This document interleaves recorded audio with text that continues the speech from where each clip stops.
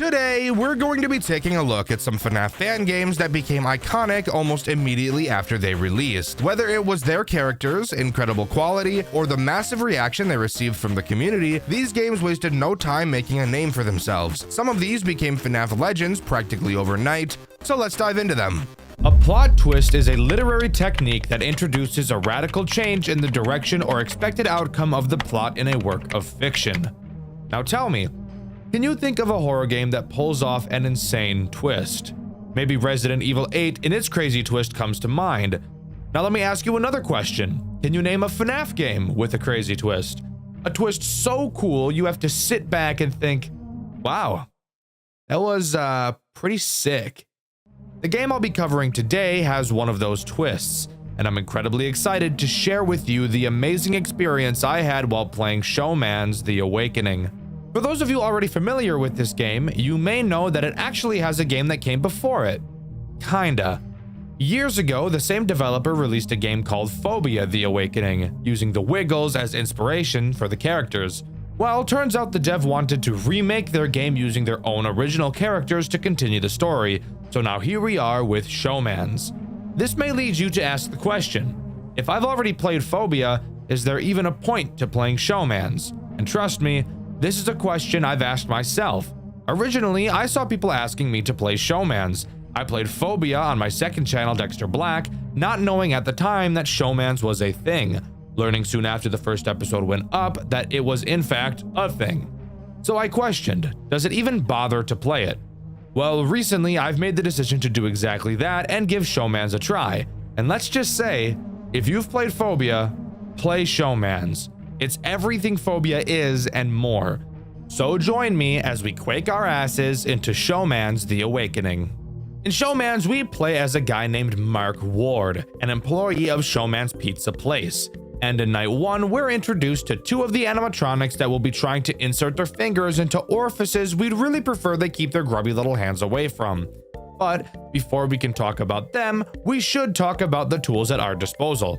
Something really interesting you'll notice about the office is that you're able to look everywhere. Up, down, left, right, behind you, below you. It's actually really cool. It's really the first thing I noticed jumping into the game. The reason for this is actually because Showman's wasn't created in ClickTeam Fusion like most FNAF games are. Instead, it was created in Blender, which is what most FNAF games use to model their characters, and is something I also had no idea could be used to program a game. So that was pretty cool learning for the first time. Anyways, you'll see two large hallways on your left and right, which you can light up using buttons on your desk. In front of you is this lady. Hey, hottie. She's not hot, I'm not even gonna lie, she's not even bad. Who we'll be talking about later in the video. And if you look behind you, you'll be able to see the clock where you can tell how much longer of the night you have to get through. Oh yeah, and of course, there's cameras, because it really wouldn't be a FNAF game without those. With that out of the way, now we can talk about the first two threats this game introduces, Johnny and Harry. Now I know, those names aren't very normal sounding when thinking in terms of Five Nights at Freddy's, when usually we're having names so utterly stupid you'd be forced to think they were a fictional character. But no, these two are still robots, and you still cannot have intercourse with them, so please remove all thoughts of that nature from your head for the remainder of this video. Johnny and Harry both start from the show stage and do the exact same thing. Johnny will move through the cameras to your right hallway, and Harry will move through your left hallway, where they will then enter what I'm going to be calling their attack mode. During their attack mode, they have 5 phases. Each phase has a sound cue, and it's important that you're listening for them. With each phase, they'll move closer and closer towards your office, with the final phase having them walk up to you. Obviously, you can check their distance by flashing the light at them, and by doing so, you will also temporarily stun them in place. However, I would highly recommend you don't turn the lights on when they're in the hall, as I personally feel it's much more efficient to just let them attack you so they can piss off as fast as possible. Every time Johnny or Harry enters a new phase, their eyes will glow for a short time after their sound cue plays. So when you hear it, you can just turn in the direction to double check that they've moved. On these earlier nights, you really don't have to be super careful with them. Flashing lights and not counting sound cues isn't really important since they're your only threats. So I'll get into a bit of a better strategy for them later on. However, once they enter your office, you'll have to quickly throw on a spare mask to fool them into walking away, just like the animatronics from Five Nights at Freddy's 2. And that's really it. Night 1 is pretty damn easy, really just introducing the basics needed to understand two very important mechanics. After beating Night 1, we see a cutscene, something that was not originally in Phobia. In it, we meet with the founder of Showman's, Jason Baker. He confirms with us that only Johnny and Harry were active on our shift, and we confirm. Apparently, this should not be happening, and it's a known issue. So that's good at least. Jason tells us that a previous employee mentioned more characters moving, which in all honesty doesn't bode well for my anus, given the fact we still have 5 more nights of this to deal with. But we get our things and go home for the night, only to come back to work in the morning. Night 2 introduces 2 new animatronics, and let me tell you, this is where the game starts to show how much of a pain in the dick it's about to become. The first character we should talk about is the fine shite sitting in front of us, Peggy. Peggy reminds me a lot of the scrapped animatronics from Five Nights at Freddy's Pizzeria Simulator, just given the fact of the way she moves subtly like them. She also reminds me a lot of what Anissa's husband really doesn't want her to do to him.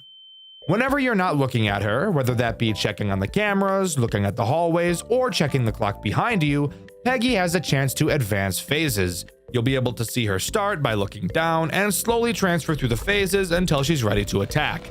In order to reset her, all you have to do is flip the breaker switch on your desk to shock her and she'll reset. But be careful not to just spam this lever over and over, because every time you shock her, she becomes more aggressive, leading to the end of nights becoming incredibly stressful due to how fast she'll be attacking you. Cap'n Cackle is the other menace introduced on Night 2. He is this game's Foxy. If you couldn't tell by looking at him, he's a pirate, just like Foxy. Also, he looks like he's cracked out of his fucking mind, zooted to the fucking moon. Seriously, look at this geeked out motherfucker. Holy shit, bro hasn't slept in 18 days. Look at those eye bags. What the hell happened? Stop looking at me, dude. Tell me that guy doesn't smoke crystal meth. Look at those fucking eyes. What are you doing? Hey. That's the face I make when I'm about to eat ass, bro. Anyways, similar to Foxy, he'll have several phases on camera 6. Watching him will slow his progression and even in some cases make him go backwards. If he happens to leave camera 6, he doesn't do exactly what Foxy does. Instead, he'll just start moving through your cameras like any other character would, albeit very quickly. If you manage to stare at him in one of those other cameras, he will go back to camera 6 where you can continue oogling at him to make him stay put. Both Peggy and Cap'n Cackle work very well together, and the same goes for Johnny and Harry. We have 2 other central characters left to introduce, and you'll notice that those 2 also work very well in tandem with one another. This is something I need to give this game praise for. It is so incredibly good at introducing new mechanics in a way that's stressful, yet engaging and fun. You introduce Peggy, a character that moves when you don't look at her, and Cap'n Cackle, another character who moves when you're not looking at him. And because these 2 characters are in different places, it forces you to learn how to balance them together. God, it's so fucking cool. Similar to last night, this night also has a cutscene after completion. In it, we're seen walking to the exit of the building. We hear a noise and quickly turn around to see an unknown animatronic staring back at us. It stares for a while before turning around and walking away. This is a character we haven't yet seen. Even the characters we'll be talking about on later nights can be seen on the cameras all the time, but this one can't. Keep him in the back of your head as he'll become important later. For now, let's move on to Night 3. Night 3 only introduces one character, but it also introduces another incredibly important mechanic, that being your vents. The animatronic introduced on Night 3 is Tony the Chef. He will enter your vents. You'll notice on your cameras that you have 3 camera vents. Tony can enter 2 of them, those being either camera 12 or camera 11. In these vents, he will have multiple phases he will move through before attempting to enter your office. With each movement, a very quiet sound cue will play, a stark contrast to Phobia where the sound cue was very noticeable. By double-clicking on a vent cam, you can lock the vent. Locking a vent uses no power because the game has no power to begin with. Praise God.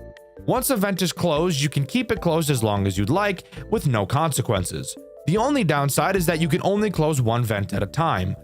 So this night really isn't all too different from night 2. Well, now's the time when I want to talk about sound cue counting with Johnny and Harry, as it's this night where you'll probably want to start getting used to doing that. As I mentioned earlier, Johnny and Harry each have 5 different phases in your hallway. The first is when they initially enter the hallway. You'll be able to tell because you can see their eyes in the hallway for a brief moment, and because you'll be able to hear their big ol' feet stomping around, kind of like I want Toy Chica to stomp on my testicles. Once one of them enters your hallway, you can stop checking on them and focus on listening. Start a mental count of 3 in your head. All sounds in this game are directional, so that really helps. Whenever you hear footsteps on either side of you, decrease that side's number by 1. Once the counter reaches 0, you know that the next time you hear footsteps from that side is when they'll walk into your office to attack. Okay, 4 left, or 3 till he's at the last stage. 2 left until he hits door. Okay, 1 more. And he's at the line. He's walking the thin line. 1 more. I want to see how close I can cut it. Hi. Oh, yes. Yeah, that's awesome. Thanks for that. Doing this while they're both attacking you at the same time can get a little overwhelming, and on later nights they do like to attack together a lot. But if you can nail this counting strategy, they really shouldn't be too much of an issue. After completing night 3, we get to watch another lovely cutscene. In it, we're looking through the factory for who the fuck knows what. We open a crate and find a Johnny plush inside. Seeing this toy seems to trigger some primal instinct in us, and we pass the fuck out. Honestly, bro, probably not the greatest place to lose consciousness. I'm not even gonna front. We awake in another room, only to look up and see Showman. Scared as shit, we wake up from our slumber only to realize it was a short dream we had after we had passed out. There is clearly something mentally wrong with our dear beloved Mark. We just have to figure out what it is. Night 4 introduces the man himself, Showman. Showman works in perfect tandem with Tony, also attacking your vents. Although, unlike Tony, Showman can only attack your camera 13 vent. However, he also fucking loves to do this at the same time that Tony is jumping penis first into your vents. Showman only has 3 faces in the vent before attacking, so notably faster than Tony. So while both of them are attacking your vent, you really have to be counting their positions to figure out whose vent you need to close first, because once again, you can only have one closed at a time. If one of those fuckers get into your office, they're gonna crank that soldier boy and clock you in the jaw. I'm just gonna go ahead and put this on and hope to God. Okay, so it didn't work. I couldn't tell which one was closer, bro. I thought the guy I had blocked off was closer. I couldn't tell. All in all, each character is incredibly easy to deal with, but because of how perfectly they all work together, it can lead to an incredibly stressful experience trying to play against all of them at the same time. However, never at any point throughout my playthrough did I feel like this game was unfair or that RNG was too much of a factor.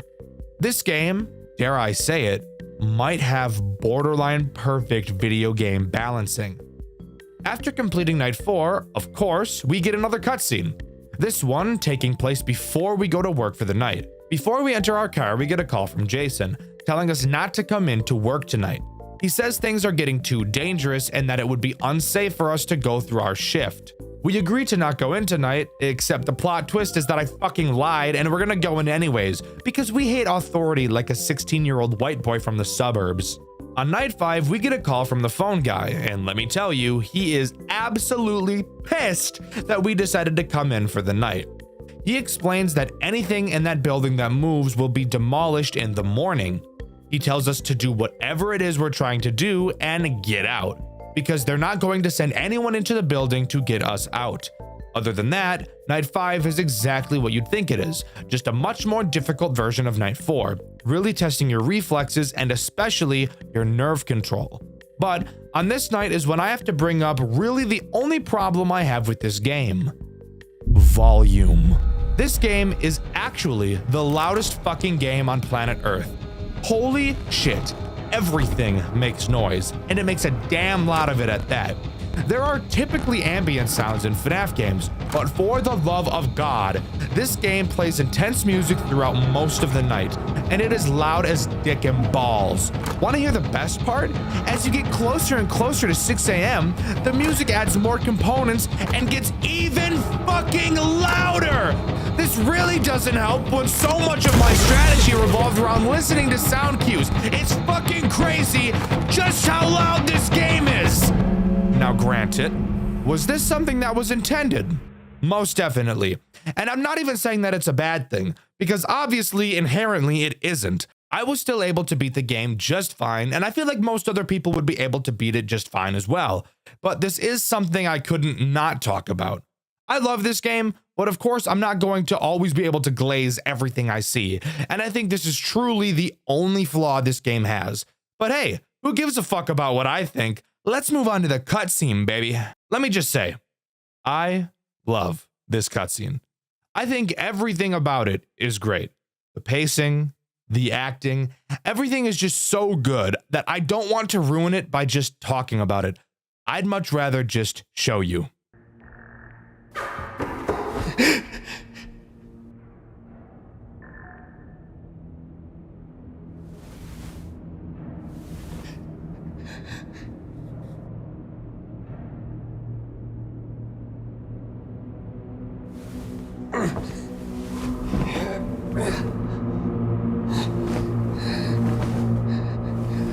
Ladies and gentlemen, boys and girls, put your hands together for our birthday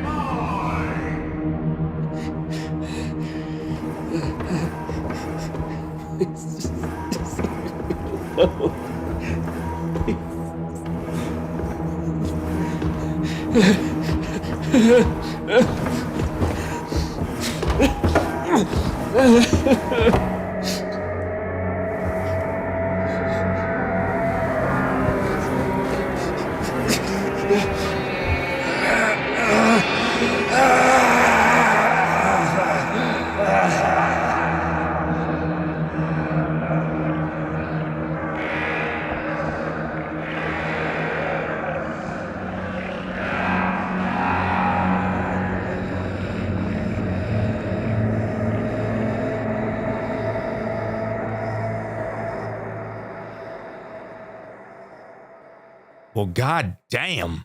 We really should have listened and not come back, huh? So, it's safe to say that our pal Mark really got fucked here. Something I think is actually really cool. It's fairly common for FNAF games to have a character die in them, most commonly a phone guy, but to actually see it like this is just awesome.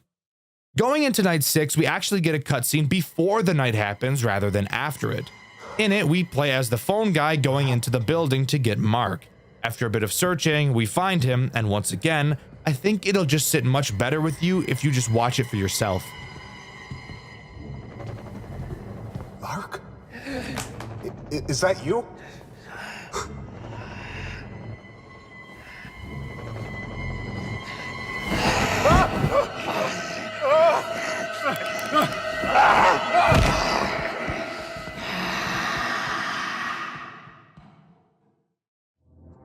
You shouldn't have went in there, bro. You shouldn't have went in there, bro. You shouldn't have went in there, bro. You should have done that shit.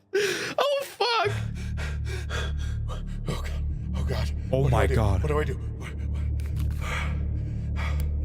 Keep yourself together. Are you fucking me? That's right. Turns out Mark isn't dead, but is just kind of possessed. Phone guy, or his real name, Matthew, runs back to the office with Mark on the pursuit, and night 6 begins. Night 6 consists of 4 threats, 2 of which we've already covered, Cap and Cackle and Peggy. However, you'll immediately notice that they both look pretty fucked up. Why is this? Well, turns out by demolish the animatronics, they really meant set the whole fucking building on fire. Because once again, it wouldn't be a FNAF game without a fire, right? Oh yeah, and of course, they are way more aggressive. Another thing you'll notice immediately is that we're stuck with the flashlight instead of the building lights. And let me tell you, as I'm sure you can already see, it is dark as fucking shit in this goddamn building with no lights. Of course, your flashlight has power, so you'll have to use it sparingly. You'll need to use it to check the hallways and to even be able to see Peggy in front of you. This honestly adds a whole new level of fear to this game, mainly with Peggy. I never got very good at telling when she switched positions, and to now have it where I can't even naturally see her just added a whole new fear factor, and I love it. The other two threats are the animatronic we saw in the post-night 2 cutscene, dubbed the Figure, and Mark himself, which is honestly one of the coolest twists I've ever seen. Having the character you've been playing as the whole time flip like this, it's insane. It's honestly one of the coolest things I've ever seen come out of a FNAF game. Let's start with Mark. Mark works the same as Harry and Johnny, except I feel like he's even easier. He can attack from either of the 2 halls, and unlike Johnny and Harry, you cannot see his eyes.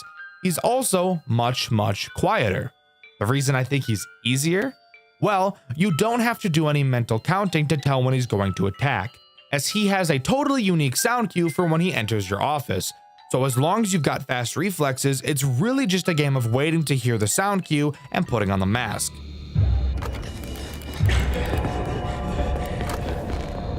The final new threat on this night is, of course, the Figure. He takes the place of Tony and Showman attacking your vents. He can attack any of the 3 you have, since there won't be 2 characters going for the vents at the same time. Again, I honestly feel like this is easier than Tony and Showman. Of course, the Figure is fucking light speed fast when choosing and climbing through vents, so as long as you've got fast reflexes, it really shouldn't be too much of a challenge. Ironically enough, the main challenge I had with this night was not the 2 new threats, but the 2 returning threats, Peggy and Cap and Cackle. Again, these 2 have the best synergy out of any of the characters in this game, so bringing them back for night 6 was a no-brainer. Really, the actual problem for me was Peggy. The sheer speed at which she moves is enough to make you shit in your britches, and nearing the end of the night, she will be moving at a speed Usain Bolt would be creaming his pants over. But if you can control your nerves for long enough, you'll complete night 6 and move on to the post-night cutscene.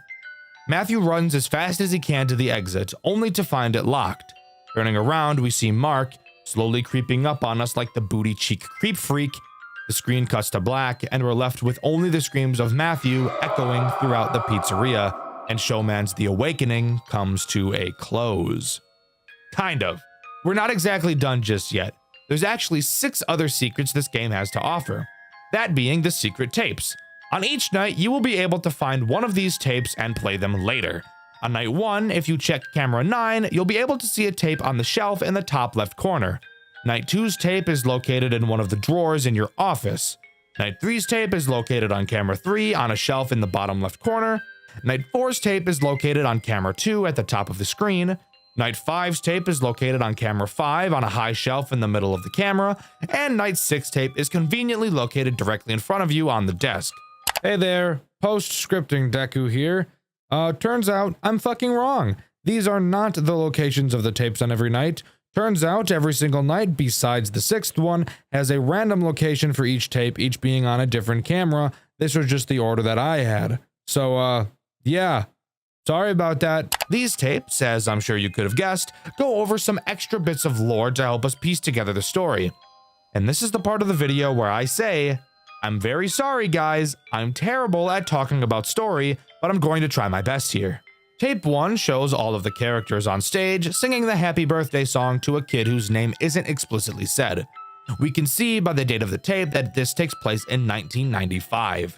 Tape 2 seems to be a sort of log from Jason, explaining his reasoning for why he believes the characters are acting so hostile. Originally, when they were first being built, they attempted to add an advanced facial recognition system that would allow the characters to actually see and think for themselves. Although the system never ended up working as intended, they wiped the idea from their systems. Well, guess what, fucker? Turns out they really didn't, and Jason seems to think that this is the reason the characters are acting the way they are. Jason makes a brief mention of an unnamed him and questions if one of his employees are potentially tampering with the characters. I'm guessing that him is referring to either Mark or the Figure. Tape 3 shows 2 guys working on Tony. They're talking about how these robots should be scrapped because of how old they are, and then the guy in the back says a sentence that I literally cannot for the fucking life of me decipher. Like many other things in this game, the static that plays during these cutscenes is so fucking loud I can't hear anything except it. I'll play what he says here, and if any of you guys can decipher it, please let me know in the comments. That company's been up in deals with recently. Why? Tape 4 is one of my favorites. It really gives off the FNAF VHS style that I really like. A maintenance worker is running a test on Cap and Cackle. It doesn't quite go as planned as he bugs out, so they restart him and then get attacked. Afterwards, showing the lifeless corpse of the employee laying on the floor in front of Cap and Cackle. It's just such an unnerving moment to see this in person. Usually when it comes to FNAF games and death, you don't see it. So seeing it in a game like this is really unnerving, and it adds a sort of realism to the actual events that are taking place. Tape 5 is probably my favorite of all the tapes, being the most terrifying in my opinion. In it, we're in the perspective of what sounds like a young girl. Hiding under a table, we hear a scream from another room. Shortly after, Johnny walks into the room and starts to look around. The girl accidentally makes a noise, and when she looks back up, Johnny is staring at her, and he quickly goes for the kill. This is such a fucking horrific and terrifying situation to think about being in, and I think that's why I like it so much. Just imagining being in the same situation makes my hair stand. Tape number 6 is an odd one. We appear to be being spoken to by the figure. He tells us that the birthday we saw earlier was Timmy's 12th birthday. He had 2 of his friends with him that day, and it was a party made specifically for him. Then we see 3 drawings of his friends, all of them sad. The figure appears in front of us and slowly glances up before the tape ends. Again, as I've previously stated, lore analysis is not my strong suit at all, so I really can't even begin to imagine what anything here means. I know robots mad and robots kill, and I think that is neat enough.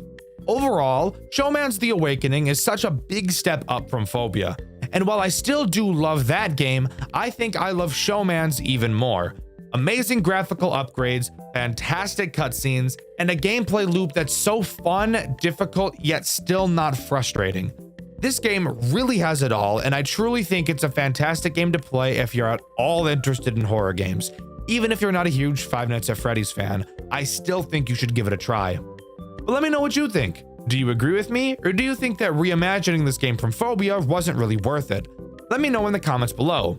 In my Five Nights at Candy's video, I asked you guys if you thought Five Nights at Candy still holds up today. My favorite comment is this one by the Phantom Split. It's too long for me to get into right here, but I think you should pause to read it. 2D FNAF fan games. Some of the most interesting, fun, and unique fan games in the entire genre. Find me one of them that doesn't do something cool. I dare you. Five Nights at Frederick's, Five Nights at Frick Bear's, One Night at Flumpty's. All of these games are amazing for their own unique reasons, and that's because they do things that nobody else does. Today, we're going to be talking about another 2D FNAF fan game that the community absolutely adored upon its release. It reminds me a lot of what the community had to say about Cuphead when that game was first released. We've got plenty to talk about today, and a whole bunch of rage to get out of my system. So strap in and join me today as we dive into the world of 5 Newfangled Nights. Night 1 opens to a cutscene of the restaurant with a help wanted sign outside. Then we get this lovely cutscene. Where am I? Hi! Ah! Hey, it's okay. I won't bite. Who are you? Oh, right. Where are my manners? I'm Jeremy. What happened to your, Oh, this whole thing? I'm, mortally challenged? Dead. Oh. Wait, if you're dead, then how am I talking to you? Well, that's the thing. You're also living impaired. Dead. You're kind of dead too. I don't feel dead. Yeah, you don't really notice till the glow kicks in. What? Anywho, let's get out of here. This closet's a bit stuffy in here. Come on, I'll introduce you to the others. Others? Follow me.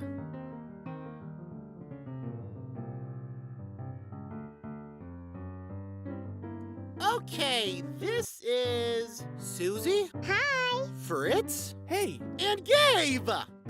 hello. Gabe, we're over here. Nice to meet you all. I'm Cassie. So how did we end up like this? We were murdered in the back of the restaurant. Fritz? What? I'm being honest. That's horrible! Who would do such a thing? Oh, just the night guard. The night guard? Yeah, the night guard in the back. Lured us to parts and service, sliced and diced us, and hit our bodies. And you guys just let him get away with it? Well, yeah. He killed us. He works minimum wage, though. I feel like that's even. No, it isn't. We gotta do something. Something to him. I say we kill him. Hide! Now, how to do it? We could use the suits. What suits? Oh, yeah, the mascot suit. It's where the killers hit our bodies. We hop into these tin cans, and we can walk around as a bunch of furry robots. That could work. Okay, we can try dibs. Oh, man. Okay, Jeremy. Hop into one of those suits and teach that jerk a lesson. Who? The night guard. What about him? We're gonna kill him. Oh, right! Don't worry, Cassie. I'll give him the what for. Wasn't that just adorable? I actually really like the cutscenes that this game has. It makes it feel super unique and it's a break from the action. However corny and unfunny I think the jokes are, I do kind of think that's also the point. Anyways, on to the actual night section where we can start talking about everything that this game has to offer. To begin, let's start with the tools at our disposal, of which there is a decent handful. Not a lot, just enough for me to taste it a little bit and go, oh boy. Shout out if you get that one. Anyways, we have a phone in which we receive phone calls that I will immediately hang up like I do with my crazy ex-girlfriend when she called me 30 to 50 times a day for the first 2 weeks after I broke up with her. Can you guys guess the reason why I'm going to be skipping these calls? If you said because it's my job to explain to you what happens in this game, then you'd be exactly right. Congratulations. We obviously have a camera system, but this one is a bit interesting. I've never quite seen one like it before. We get just this teeny tiny little screen that we can barely see fuck on, and then a bunch of levers at the bottom that let us surf through the cameras. We can also shut the cameras off too. I'm sure we'll never have to do that though. Anyways, we also have 2 doors, except only one of them matters because it's the only one that can actually be closed. The other one is just kind of there. Side tangent, why do most FNAF games have 2 doors to the office? Like, I never understood that. What architect decided, you know what this room needs? 2 entrances. Like, why? Why is that even a thing? Like, for what reasonable purpose could that possibly serve? I don't fucking know. Night 1 introduces, you guessed it, Bonnie. And as per usual, he's our favorite early game boring dick-ass character. And that's just how we like him, isn't it, everybody? Bonnie is as simple as you could imagine because he behaves quite literally the exact same as every other Bonnie to ever exist in the history of fuck. He will wander through the cameras until he reaches your left door. Thankfully, this game was kind enough to use sound cues so I don't have to rip my pubes out. When you see Bonnie at your door, all you have to do is hold the door closed since this door is a manual and not an automatic, which reminds me of those entitled fucks who think they're better than everybody just because they drive a stick shift. Hate to break it to you, dickhead. Nobody gives a fuck about your stupid ass car. You can go put that shifter right in your gooch. Of course, just hold the door closed for as long as Bonnie is there and he'll eventually leave and you can open it again. However, as I'm sure you could have already imagined, since Bonnie is the only threat during this entire night, all you need to do is hold it shut the entire night and you can win while basically doing absolutely nothing at all. Congrats! And guys, I know it's been a while since we've heard something like this on this channel, but this game actually has a post-night minigame. Yeah, I know. Isn't it beautiful? I feel like it's been so long since I've had some shit to complain about. Don't look at the last 3 videos. Those aren't real. In this game, we play Whack a Bonnie, which is just the best thing I've ever seen. The only thing that could possibly make it better is if it was either Toy Bonnie or my evil arch nemesis, Sheriff Slitherdick. You're obviously timed during this minigame, and your goal is to get 35 points. If you can successfully do this, then you'll skip the first 2 hours of the next night. I see we're taking a page out of the FNAF 4 playbook in this game, and I appreciate it. I really do. Too bad I'm dog shit at whack-a-mole and much better at a much more enjoyable game, Whack My Willy. Holy fuck, I'm gonna kill myself. How'd it go, Jeremy? Yeah. I didn't get him. Why? What happened? Well, I kind of sort of forgot what I was doing. Kind of hard to remember things with, you know. Well, all you gotta do is reach into the office and grab him. Great idea. We might need some backup. How about Gabe? He pilots the bear suit pretty darn well. Well, what do you say, Gabe? Well, I wouldn't want to encroach on anyone else's turn. Susie, why don't you give it a try? Oh, sure. I'll go. I'd like to give that meanie a taste of his own medicine. All right, go ahead, Susie. Eee! Let me just take care of something real quick. Attention! All right, buddy. You take Carl, and I'll take Chica.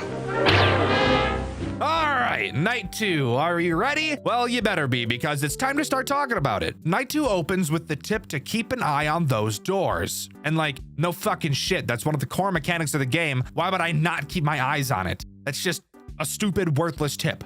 I got a tip this game can suck on. I'm sorry. Night 2 introduces 2 new threats. However, you could technically argue that they're one and the same, except not really, so I don't even know why I just said that. Night 2 introduces Chica and Carl, because in this game, Carl is actually his own character with his own mechanic, which I do think is super cool. Chica is pretty simple, although I do think she actually has one of the most interesting mechanics I've ever seen. And I swear I'm not joking about that. I actually think it's super fucking cool. Chica will wander around the cameras until she eventually attacks your right door, as she tends to do in most games she's present in. She also makes a sound cue, and it's her giant ass, fat, rusty ass clanker feet stomping directly in your ear. When you hear her coming, shortly after, you will actually see her walking through your office, which is just fucking awesome. I can't even lie. I love this. She will always walk from the right side to the left side of your office, and she won't attack you when she's in your office, which I personally find to be really weird, because why doesn't she just kill you? She already made it into your office. Like, dude, you won. Come get me, bro. I lose.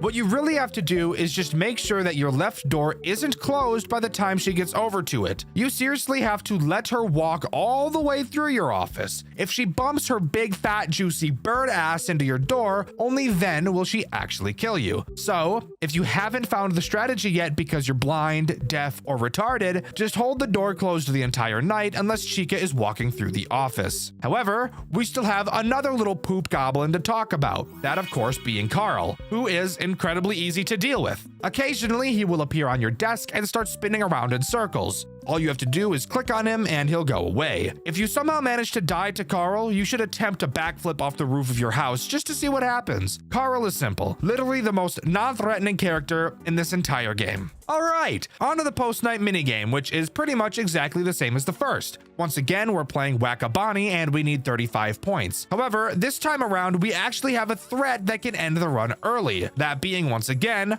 Poop Goblin Carl. Carl will slowly make his way all the way down the arcade cabinet. I guess when he reaches the bottom, he shuts it off or something. I really have no idea, I can't lie. But let's just imagine that's what happens. All you have to do is click him to keep him away. If he reaches the bottom, the minigame ends early and you don't get to skip the first 2 hours of night 3. Speaking of night 3, How'd it go, Susie? Did you get him?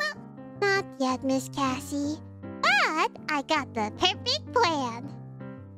I walk into the office, and that's it. I'm sure to give him a heart attack eventually. Gabe, you gotta help us out here. Well, I don't know. Please, Gabe? We could really use an extra hand. All right, I'll give it a shot. Thank you, Gabe. Okay, here I go.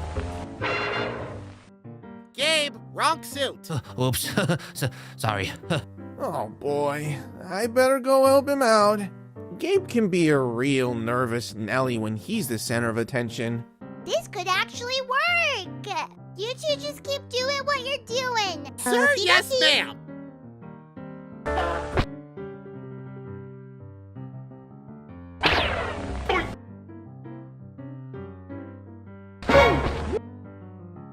Night 3 opens with the tip, hide when he is close.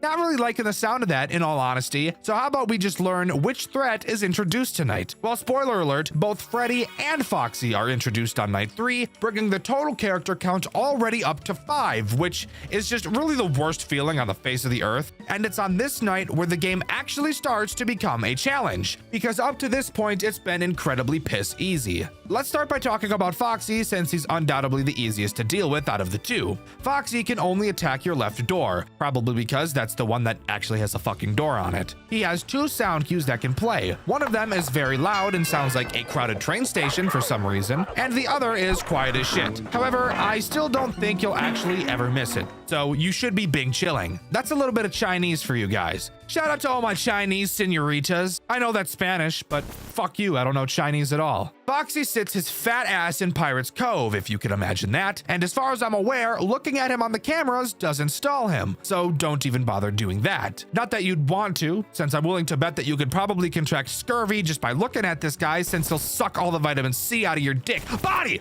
I meant body. Shut up. Now Freddy. Oh boy. Freddy is by far one of the most confusing characters in this entire game. Learning how he actually worked took me an embarrassingly long time, but we're not going to talk about that. Instead, we're just going to talk about how you're actually supposed to deal with him. The game tells you that you need to hide from Freddy, but it literally never once tells you what hiding actually means. I'm getting flashbacks to the last 2 games I covered, guys, because what do you mean this game isn't telling me something again? It's okay. I've managed to settle the demon. Let's continue. Freddy will slowly move throughout the cameras until he reaches the dreaded camera 6. Dreaded camera 6 is the final camera he'll go to before he enters your office and slaps his penis in between your butt cheeks. You can slow him down from reaching your office by staring at him on the cameras. However, you'll never actually be able to push him backwards. So in all honesty, I would really just recommend you let him attack you. Once he actually does attack you, we still have to answer the question of what the fuck hiding actually means. Well, let me tell you, it's really fucking stupid, and I hate it. When we're looking at the cameras, we're actually turned around. It's not like most FNAF games where we pull up a camera. We physically turn around, and the camera system is behind us. By turning around and shutting off the power, this is what hiding actually is. Does the game ever tell you that this is what hiding is? Fucking of course not, because that would make too much sense. Let's just make the player guess instead. Fuck them, right?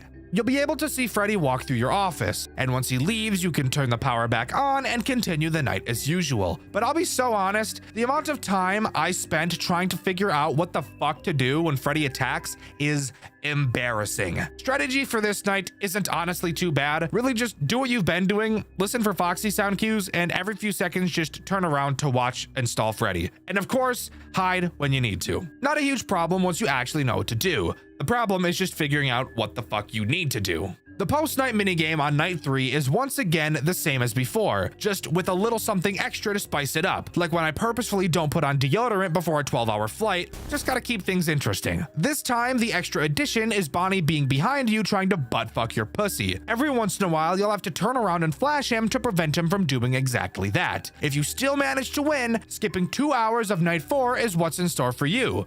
And speaking of night 4... Anything?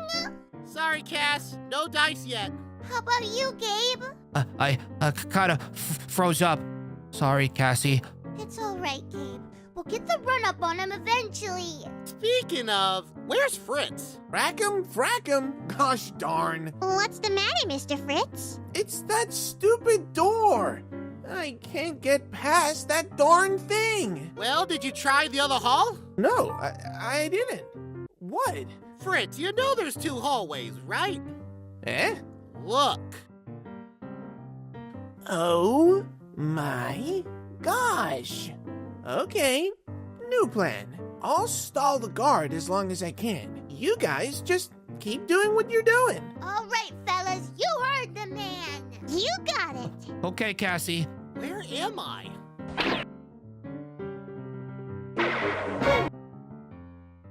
Night 4 gives a tip that Foxy can go to any camera. Why are we being told this when all Foxy does is attack your door? Well, guess what? Night 4 is where this game really starts to become hell on earth and makes me want to jerk off no lotion with sandpaper glued to my hand. So let's just talk about it. This night doesn't introduce a new threat. However, it does rework how Foxy attacks you entirely and makes him by far the most frustrating piece of shit, bullshit, dick-ass character in this entire goddamn game. This is the night where Foxy becomes an eye slut. And if any of you aren't familiar with the channel, an eye slut is a term I coined to reference a character in a FNAF game whose entire mechanic is just having to stare at them the entire time, and that's literally it. Easily one of the worst dynamics in a FNAF game, and here we are dealing with it. Foxy will slowly peer out of Pirate's Cove like usual, and just like the previous night, staring at him does not stall him like it does for Freddy. Once Foxy leaves the cove, instead of going to your door like he did in night 3, he instead does something so fucking heinously disgusting it makes me want to vomit down a water slide, race it to the bottom, and catch it all in my mouth, only to vomit again. Once Foxy leaves the cove, he will teleport to a random fucking camera with no sound cue whatsoever, and you have to go fucking find him. Are you kidding me? Are you fingering my butthole right now? What is wrong with your game? Why did you have to do this to me? This is actually so bullshit. And you want to hear the best part? Yeah. Well, once you find him and stare at him until he goes away, he'll teleport to another random fucking camera again. And once you find him there, he fucking does it again! No, I'm not kidding! And the most fucked up part, after you find him for the third goddamn cock-sucking time, there is a chance that you'll have to go find him for a fourth time! Holy fucking shit! I'm gonna put a balloon in my urethra and blow it up until it pops! You've gotta be fucking me in my ass! This is so fucking retarded. And you're telling me he makes no sound cues either? This is actually the most heinous, disgusting, degradable dog shit I've ever seen in my entire life. You thought Mario from Late Shift at Nintendo World was bad? Holy shit. You are not even close to ready for this piece of fuck shit. And I'm not even done yet with how bullshit this mechanic really is. Foxy can teleport to the same camera multiple times in one cycle, which means, oh, you find him on camera 3, then he's in camera 6.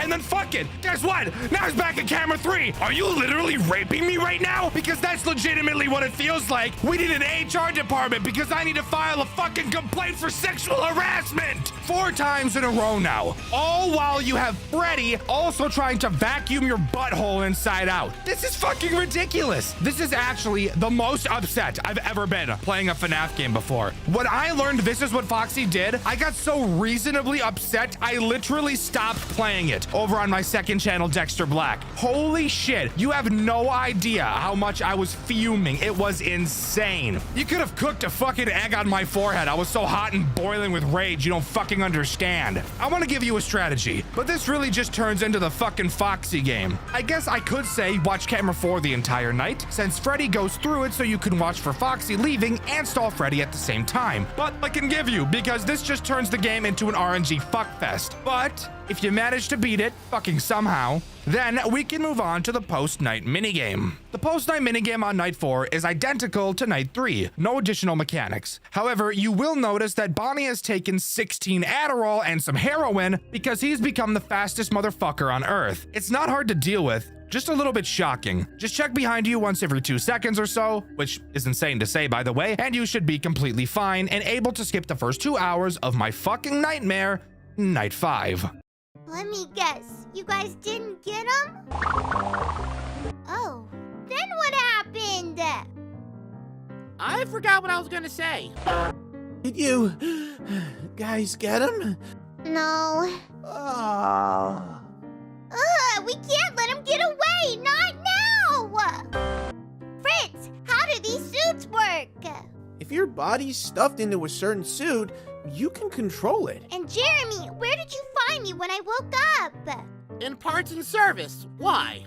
'Cause I've got a plan. Susie, you check for any spare costumes in the back. Everyone else, hop in your suits and follow me. One suit, Miss Cassie. Thanks, Susie. Jeremy, where'd you find my body? Right over there, under those trash bags. All right.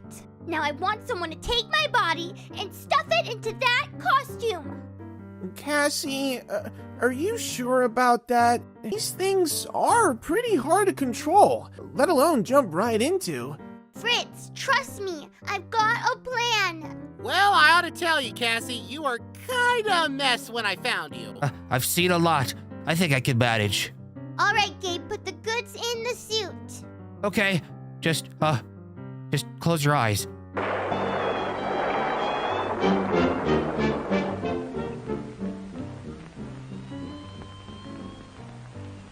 Okay, you can look now. I want you guys to try taking that jerk out one more time. If you can't get him by sunrise, then it's my turn.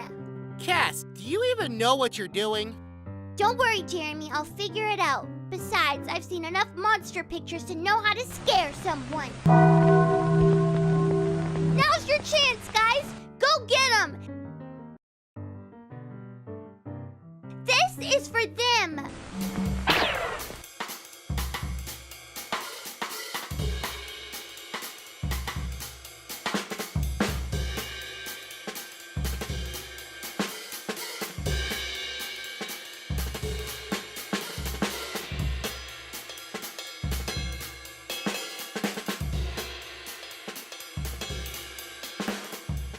Oh my fucking God.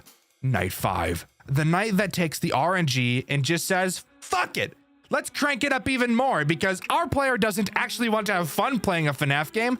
No, they obviously want the hardest piece of media of all time and for their neck to get bent 85 degrees like Chris Chan's penis. Night 5 seriously takes the difficulty of these characters and cranks it up so astronomically high, you will honestly think it's a different game you're playing. This game is so insane, I can't even describe it to you. These characters attack you so goddamn fast, you quite literally have no breathing room throughout the entirety of the night. But the worst part, truly the part that will make you pour hours of attempts into this night, is once again fucking Foxy, because for some reason they decided to change up his attack again. For some reason, God only knows what, once you hit 5 a.m. during night 5, Foxy will decide to use both of his attacks. Why? Because fuck you and your father in the face. That's why. If you happen to get attacked by both Bonnie and Foxy at the same time, you quite literally cannot do anything to prevent a loss. You just lose. And losing at 5 a.m. when you've had a night so fucking blood boiling, stressful, and chaotic is one of the worst feelings on the planet we call home.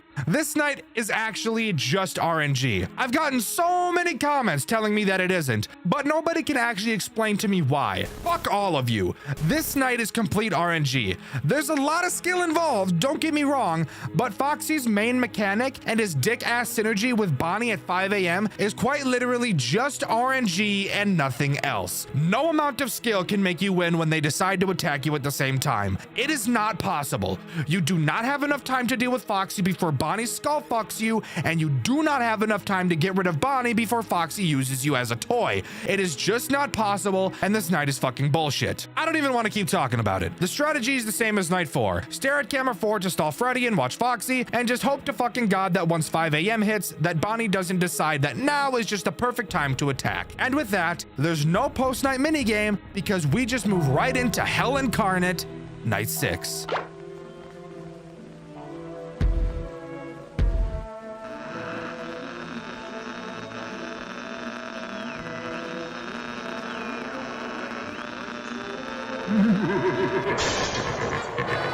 Holy shit. That was really cool. I'm not even gonna lie. But here we are, night 6, this game's boss fight night. And I'll be completely honest, out of all of the boss fight nights I've played, which trust me, doing this for a living is a lot, this is by far the most difficult boss fight night I have ever played in my entire life. There is only one threat on this night, that being Cassie herself as Yellin' Bear. I'm just gonna call her Cassie though, since that takes a lot less time to write, and I get the feeling I'm gonna be writing it a lot. Cassie has 6 possible fucking attacks that she can do. I'm not fucking with you. 6 attacks in one character. And this bitch is fast, like lightning, like Usain Bolt. Like how quickly I scream after peeing hot boiling water because I slept with the trampy girl everyone warned me about. This knight is all skill. You need to be fast and you need to be precise or it's completely GG. Let's start with the most basic attack, and really the only one that has any RNG at all. She's an eye slut. Hooray! She will, throughout the night, randomly teleport to a plethora of cameras. All you have to do is constantly make sure your camera is on her and that you're actively watching her. If not, she's gonna butter you like a biscuit, and this bitch loves biscuits. The second attack is just what Foxy should have stayed. You'll be able to hear a sound cue indicating that she's running down your left hall. Quickly turn around and hold the door closed, and she'll dive into it like I dive into man ass. Pause. Why the fuck did I write that? And then, of course, you'll be able to open the door again. Her third attack is something we haven't seen yet. Throughout the game, you've been able to see 3 large portraits in our office. That middle one will become super important on this night. Occasionally, the big portrait will move throughout the night. When you see it move, you'll have to turn the power off and turn away like with the Freddy attack. This forces you to constantly stop looking at the eye slut on your cameras, which makes her very fucking angry. But like, bro, just stop with the fucking picture and I won't look away. You're causing your own fucking problem, bro! Her fourth attack is simple. She just uses her top hat to act like Carl on your desk. Whoopity dick. Just click on it and it won't kill you. However, just like Carl, while the top hat is super easy to deal with, it's by far one of the easiest things to forget, and it's just as annoying as getting my big fat balls stuck in my zipper. Her fifth attack just has her start doing some Looney Tunes ass crazy shit because fuck it, why not? On the sides of your screen, she'll somehow spawn the fucking jaws of life and they'll start closing in on you. As if there wasn't enough during this night to stop you from playing the game, these jaws add to just that heaping pile of fuck, forcing you to move your mouse to either side of the screen and click and hold to stop them from eating you. There is seriously so much in this night that takes away from the main goal of watching her on the cameras. It's insane. And her final attack doesn't make her much better whatsoever. Who would have thought? The final attack is literally just fucking annoying with no other purpose. Cassie can randomly switch which camera you're looking at to whichever one she wants to force you to stop looking at her. Meaning that if you don't catch her doing this while you're worried about the fucking hat, the fucking door, the fucking portrait, or the fucking jaws, she will sneak into your rectum and wreak havoc. This night is incredibly difficult. However, it is pretty much all skill. Lock in, hold your breath, stay consistent. If at any point you're not actively doing something during this night, then you will lose. This is a busy night and you need to stay busy the whole time. But if you can manage to keep your cool for long enough, this happens.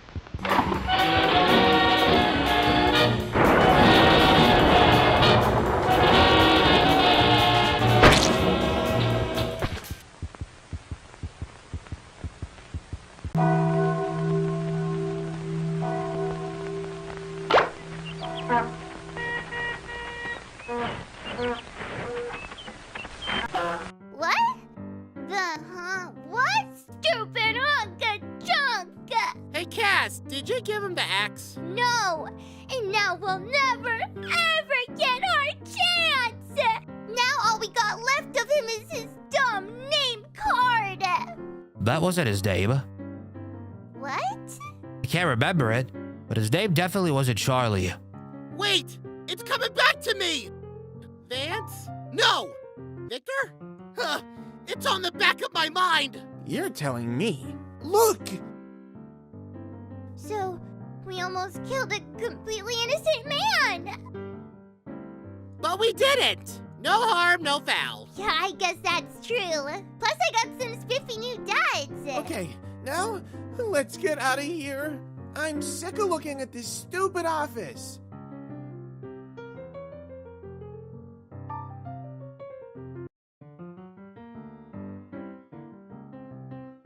Hey, where'd everybody go?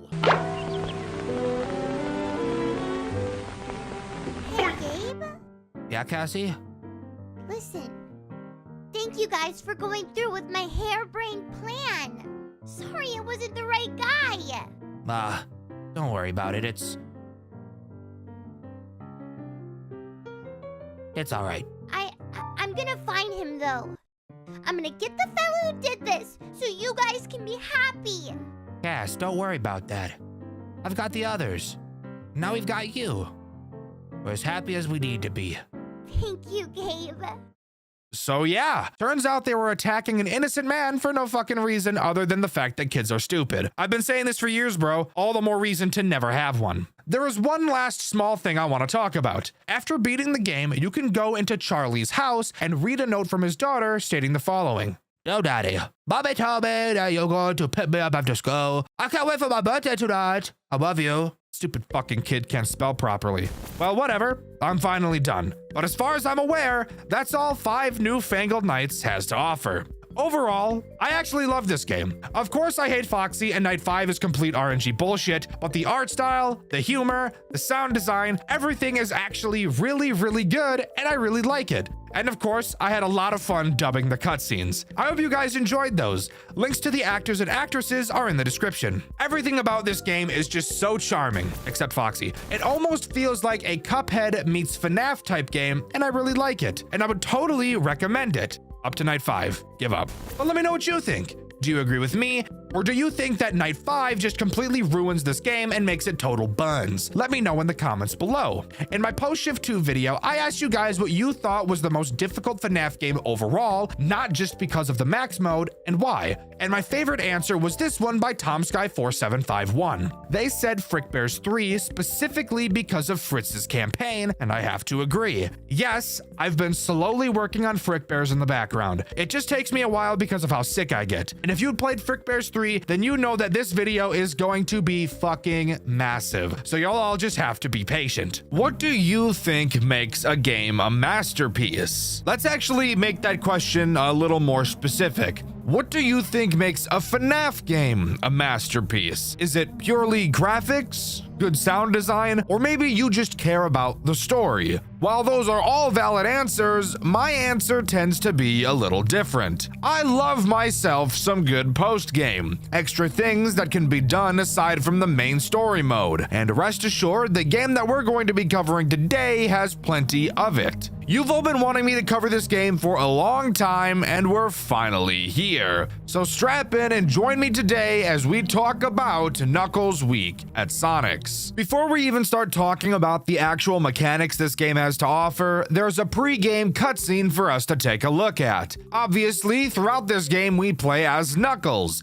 and if you couldn't figure that out, then my best bet is your parents dropped you on your head when you were developing, or if it wasn't that, then while your mom was pregnant, she was doing belly flops in the pool all the time. In this cutscene, we see Knuckles guarding the Master Emerald, but low-key, he was bored as hell, not even gonna front. A flyer blows onto one of the pillars on Angel Island. Knuckles investigates and sees that it's a job offering for a security guard at Sonic's Hero Pizza Palace. For some reason, God knows what, Knuckles decides that working at a restaurant would be a better use of his time instead of guarding the fucking emerald, aka literally his only job. Knuckles pulls up to Vector's crib. With him is Espio and Charmy B for some reason. He offers the 3 of them guap to go watch the Master Emerald while he fucks off on some side quest for a week. They agree, and bada bing bada boom, we have the reason that Knuckles is here. Does it make any sense at all? Literally fucking no, but whatever. Now, instead of just entering into the night like you would expect, you instead get thrown into a side-scroller. You get approximately 17 minutes of tutorial that was boring enough for me to rip all of my toenails off. Basically, all you need to know is the way you enter nights is by interacting with these big-odd TVs. After you complete a night, the next will unlock. This is really just a FNAF menu, but overcomplicated for no reason.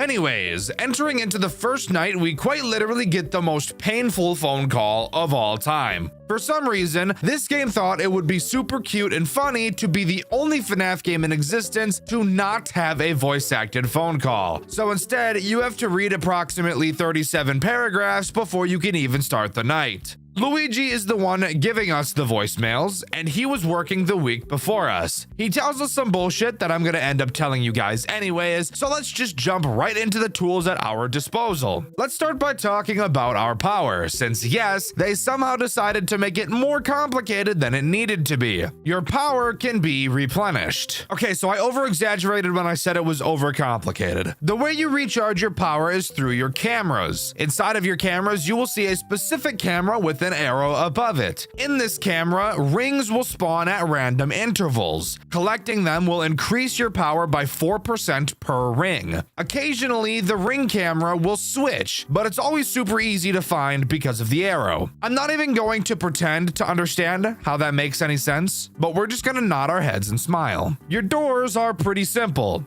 They close. Woo! Well, if you keep them closed for too long, they'll overheat and drain power faster than usual. That's really about it. Time to move on to the threats this night introduces. Let's start by talking about Mario since he's basic and fat.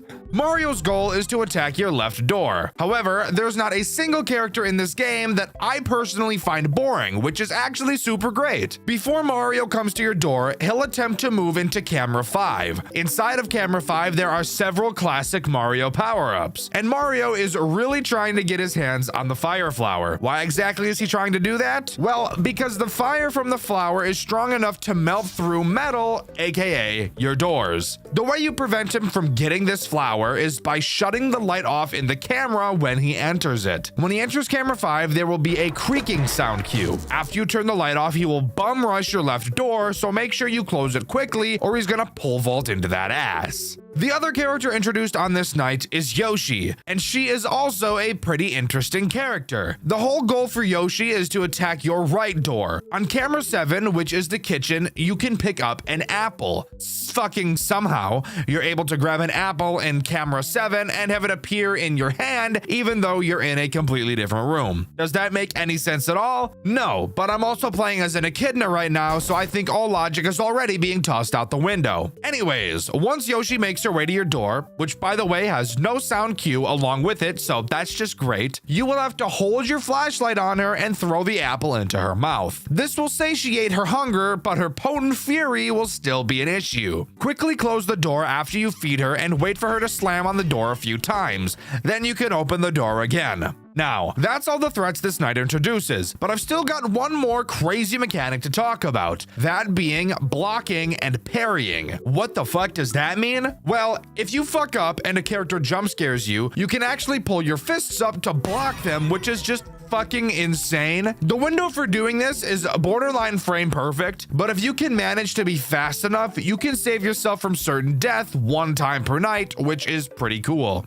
Anyways, that's all night 1 has to offer. After each night, you're given a score with a final letter ranking. The more rings you collect, the higher it goes. Having a high amount of saved power will also increase this rating, and of course, the difficulty you play the night on. This is a super fun little touch that I love, and it really brings out my goblin completionist brain. But as you'll see, this game is about to get really fucking hard, so I don't think I'll be getting many other letter grades up to A.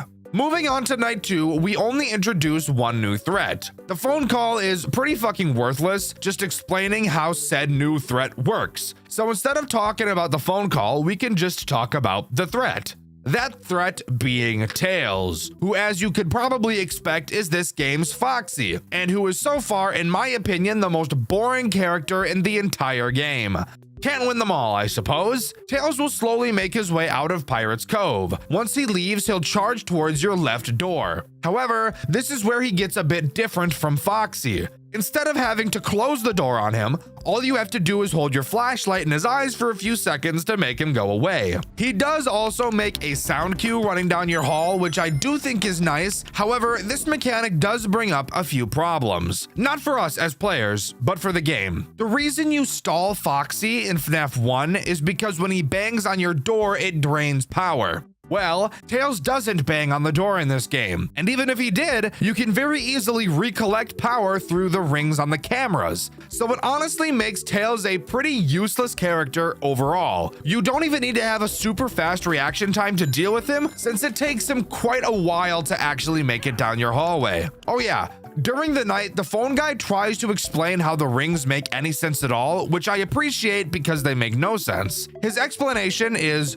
no joke, Tails is smart and can clone them with a clone machine.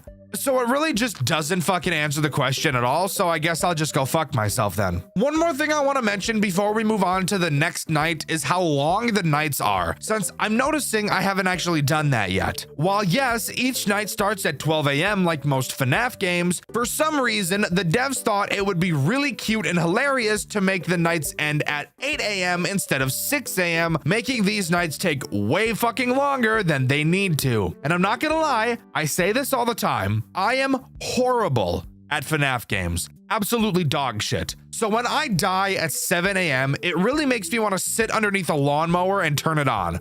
But hey, surely the next night won't introduce the worst character of all time, right? Spoiler alert, it does exactly that. So let's waste no time and talk about him. Actually, psych, I fucking lied. We're not gonna talk about the new threat quite yet. First, I want to mention the phone call. Luigi mentions he's noticing an active Sonic that's not the actual Sonic we see on stage. He says that it's a spare costume they keep in the back room, probably this game's version of a Springlock suit. Luigi thinks that Eggman has something to do with this, but why the fuck would Dr. Rofatfuck give a shit about a pizza place? Oh yeah, he literally wouldn't care about that at all, so I'm just gonna move on from that stupid theory. Luigi, you're retarded, and I hate you. Anyways, moving on to the threat this night introduces, that character being Sonic. The actual Sonic this time, not the mascot Sonic that Luigi saw. Sonic's mechanic is simple in practice, but can be difficult to deal with if you're not good at paying attention. Sonic's aggression is directly tied to the rings you collect. You obviously need to collect the rings because if you didn't, you would most certainly run out of power by 8 a.m. However, now when you look at the cameras, you'll be able to see a Sonic counter in the bottom of the screen. Every time you collect a ring, this counter goes down. When it reaches 0, Sonic will progress to his next stage and the counter will reset. Upon entering his third and final phase, he will move to camera 9, and you will also get an alert for that camera letting you know he's on his last phase. When he enters this phase, you need to check camera 9 to see which side of the camera he's on. Depending on which side he's on will tell you which door he's going to attack. Once you bring his counter down to 0, he will immediately charge at your door. You will have less than a fraction of a second to close the door he's going to attack before he quite literally pile drives that anus into another country. The best strategy I can recommend here is that you should get his final counter down to 1, close the door he's going to attack, and then grab the last ring. That way you won't have to react to him at all. You can also not worry about Sonic when you're dealing with the other characters because he will never move under any circumstance unless you're collecting rings. So while he is a pretty annoying character, he's also incredibly forgiving.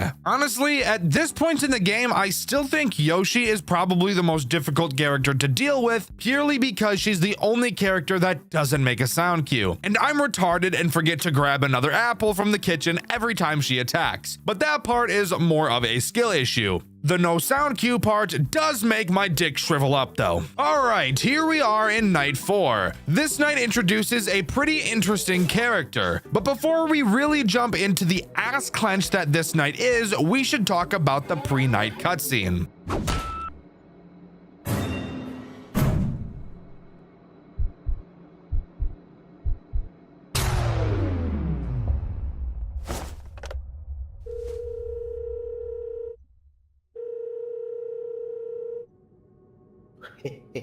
Hey, Knuckles. I don't know how much longer I can keep this up, because I might not see my friends again after this shift. Something evil is here. I keep seeing it, and nobody believes me. The fact that the old clones move around, but I've seen it. You need to leave now and don't look back.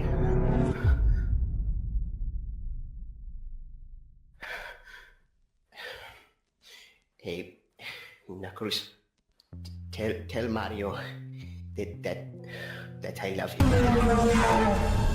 So yeah, in case your eyes don't work or you're brain dead, Luigi just got completely murked. Sorry, Buster. Sucks to suck. Anyways, as you probably noticed, Luigi didn't actually explain how to deal with the issue that night. And while I usually bitch about the phone guy doing this, I'm never actually serious about it bothering me, as it does make perfect sense that the phone guy should explain these things to you. However, now that our phone guy is dead and we still don't know how to deal with the new threat this night introduces, what are we supposed to do and how are we supposed to know how to deal with the threat without somebody telling us? Well, it seems this game didn't really think about that part because the way it teaches us is just by putting the text on our screen. This just feels really weird. Who exactly is telling us this information and why did the devs feel like this was the best way to go about it? I have no idea, but enough padding for runtime. Let's actually talk about the new threat Night 4 introduces. That threat being Golden Sonic. Golden Sonic is definitely an annoying character, but thankfully he's nowhere near as frustrating as I was expecting him to be. Golden Sonic will start in your right doorway.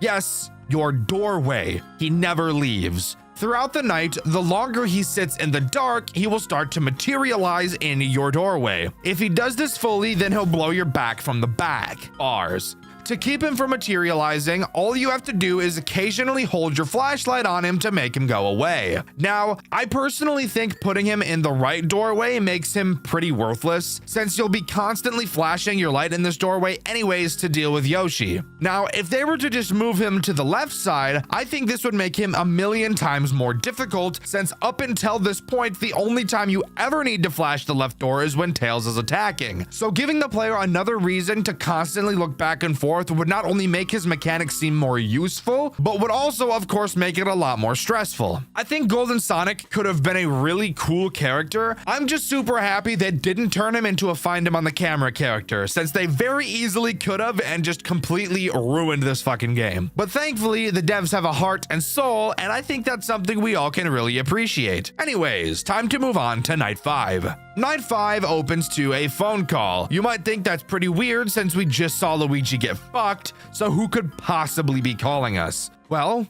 let's take a look. Hello, Knuckles. You're doing wonderfully amazing in your job. It's the last day for you. Then you get to spend the weekend guarding the Master Emerald. Sounds like vacation for you. Yeah, I'd probably want that. Do you want to know what I want? And it's something I always had several years ago. I want the attention I deserve to have. Do you think you can help me with that? It would be delightful if you did. But until then...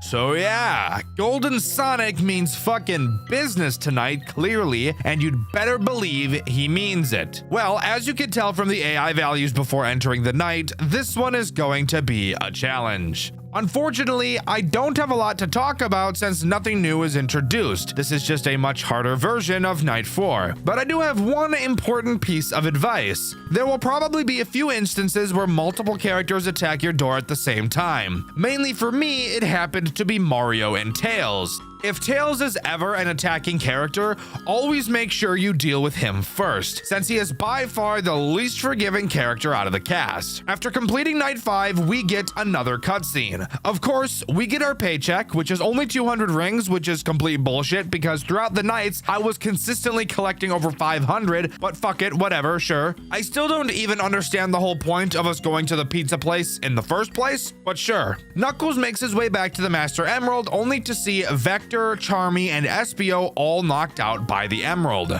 Except they're not by the emerald because we noticed that the emerald is actually missing, but a piece of paper is left in its place. Looking at the paper, we see a picture of this goofy ass looking Sonichu looking fuck, and on the back of the paper is a note, presumably from Sonichu, telling us that if we want the emerald back, we can get it back on Saturday if we come back to the pizzeria. So fuck it, we don't get to enjoy our weekend. We have to go back to get this stupid fucking emerald again. Hopefully Night 6 isn't going to be fucking insanely hard. Right? Night 6 is fucking insanely hard. Like, really fucking hard. However, I do think it's probably the coolest night in the entire game. This night really takes Golden Sonic and pumps him full of crack because holy shit, he's insane on this night. But before we get into the night, we actually get to see one of the coolest cutscenes I've ever seen in a FNAF game before. Take a look. Greetings again, Knuckles. You do not know how happy I am to see you arrive on such a dreadful day. In fact, I still need your help with the attention I rightfully deserve. I've been waiting for this moment for a long time. I wasn't always like this. I remember that exact day when I came out of the machine. I immediately looked ugly because my colors were wrong. And I had these long arms. But it didn't stop the attention I got. It felt like I was a part of something big. It was only me on that stage. I was mad as my career was stolen by that doctor. Doesn't deserve that. However, I enjoyed the pain of being thrashed. Felt like it showed me a better way to get attention. I learned so much when going through that excruciating pain. The mindset I have right now is to kill someone. Not because I have a killer with no mind. I am a killer with a mind and a goal to reach. I could just kill someone that's very well known. Tear off their head, their limbs, leave them unrecognizable, and show it to the world. Show the world who I am and what I can do. I almost had that moment until that little fool was able to escape my class. He was reported missing after showing his face here. It's not enough. It's not enough for me to be known, to regain that spotlight. I know what you could do to help me, Knuckles. There's no escaping, so a better idea would be for you to just give up and let me take you to a better world. What do you say? In denial. Fine. Have it your way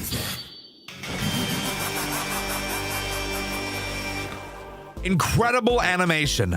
That's all I'll say about what I just saw. This might just be the coolest shit I've ever seen come out of a FNAF fan game before. And by the way, if you were curious, all of the art in this game was done in Ibis Paint. Anyways, let's start with the worst mechanic he has. Throughout the night, he will disable your ability to collect rings. So that's AIDS. How do you get the ability to do it again? Well, on this night, you'll be able to see a camera symbol inside of your cameras. Yeah.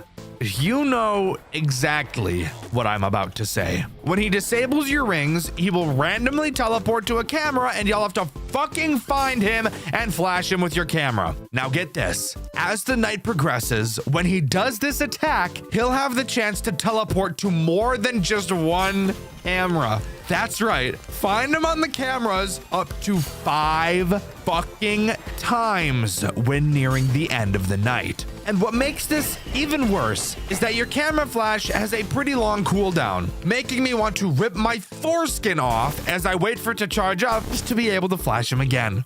But we're not done yet. Golden Sonic has a fuck ton more tricks up his sleeves. To start, he still has the shining door mechanic you have to keep track of, so make sure you're keeping track of it. His next attack actually has him come into the office and start a miniature boss fight where he'll have several different attacks that he can do. When he jumps into your office, you'll see him start moving around, putting his arms up. When he swings his arm down, you'll have to face the opposite side of the office to dodge the attack. Do this a few times and eventually he'll try to do a full attack where he'll lunge towards you. When he does this, you'll have to block him and then punch him in the fucking face. Yes, I'm serious. This will deplete some of his health, and as I'm sure you could have guessed, this night doesn't end until you get Golden Sonic's health bar down to 0. But as the night progresses, his battle attack gets worse, just like his find him on the camera mechanic. The later the night gets, the more likely it'll be for a shadow clone of Sonic to appear in the office as well during his battle attack. While this shadow is in your office, you will not be able to deal damage to Golden Sonic. In order to make the shadow go away, you will have to hold your mouse on it. Except if you get unlucky, Golden Sonic could constantly camp the side that the shadow is on, leading to you never being able to get rid of it. Holy shit, this guy is fucking AIDS. As the night goes on, he'll develop another trick in addition to his battle attack, that being having Chain Chomps attack you as well. Occasionally, the top or bottom half of your screen will turn red. You need to make sure your mouse is not touching that red section. After a second or two, a Chain Chomp will glide across the red part of the screen, and if if your mouse is there, you'll lose a life. Keep in mind, by the way, as you're dealing with Golden Sonic, all of the other characters are still active as well. So make sure you don't let that slip your mind or it's GG. But we're not done quite yet. Let's say you manage to get Golden Sonic's health down to 0. Just take a look at what happens. We've only just begun our game, but now it's your turn to be left alone.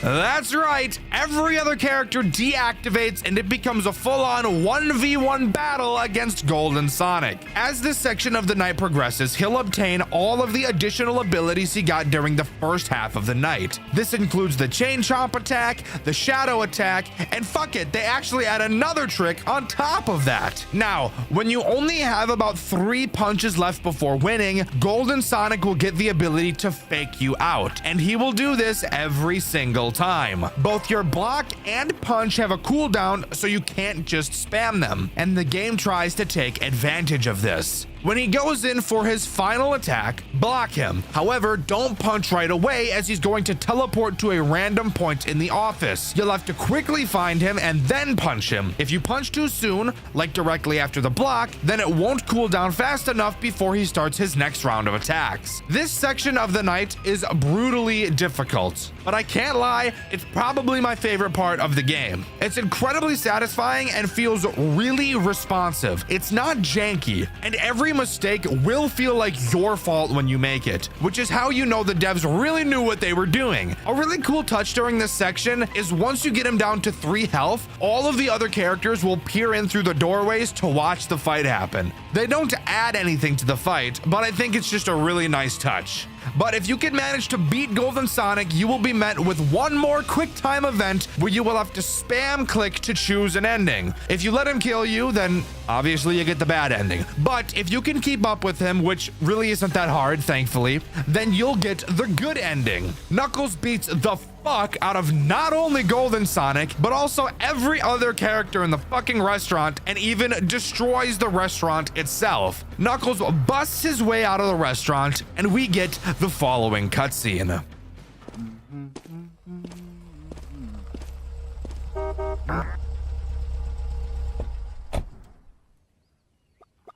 Are you Knuckles the Echidna?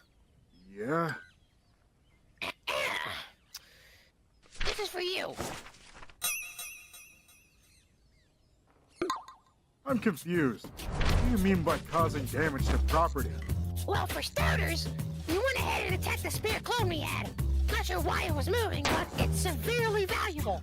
You mean that old junk with long arms? That thing looks as old as a rock sitting on the floor for centuries. Some attitude, huh? Anyway, you're not only damaged the spare clone, but you went ahead and demolished the entire building, as well as also damaging the other clones. Well, what was I supposed to do? Those clones would have killed me if I didn't do anything. Have you actually acknowledged that in your weird-shaped head? Look, we aren't looking for excuses. Just know you aren't allowed near company grounds for the rest of your life.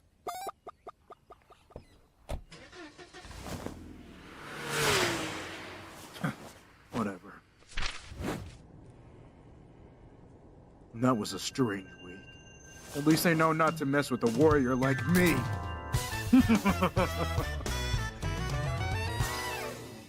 Once again, the animation is completely on point here. The artists did an absolutely wonderful job. The story mode of this game has been amazing, but as I'm sure you could have guessed by the fact that I called it story mode and not just the game, we've still got quite a bit more to talk about. So let's start by talking about the custom night challenges and the 4 new characters they introduce. The first additional character I want to talk about is Daisy. You unlock her by completing the open and closed night, which also happens to have her in it. Throughout the night, her crown has a chance to randomly appear in the office and float towards one of your doors. All you have to do is close the door the crown is floating to before it gets over there, and that's literally it. Pretty underwhelming overall. The second character we can talk about is Toad, the character you can find in the SmackDown mode. This is probably my favorite, I can't lie. Occasionally, Toad will run into the middle of your office and you'll have to spam click the shit out of him until Knuckles gives him a fucking uppercut. Tell me that isn't badass, bro, because it is. The third character we can talk about is Blaze the Cat, who you can unlock in the Flash Photography Custom Night Challenge. She is also incredibly easy.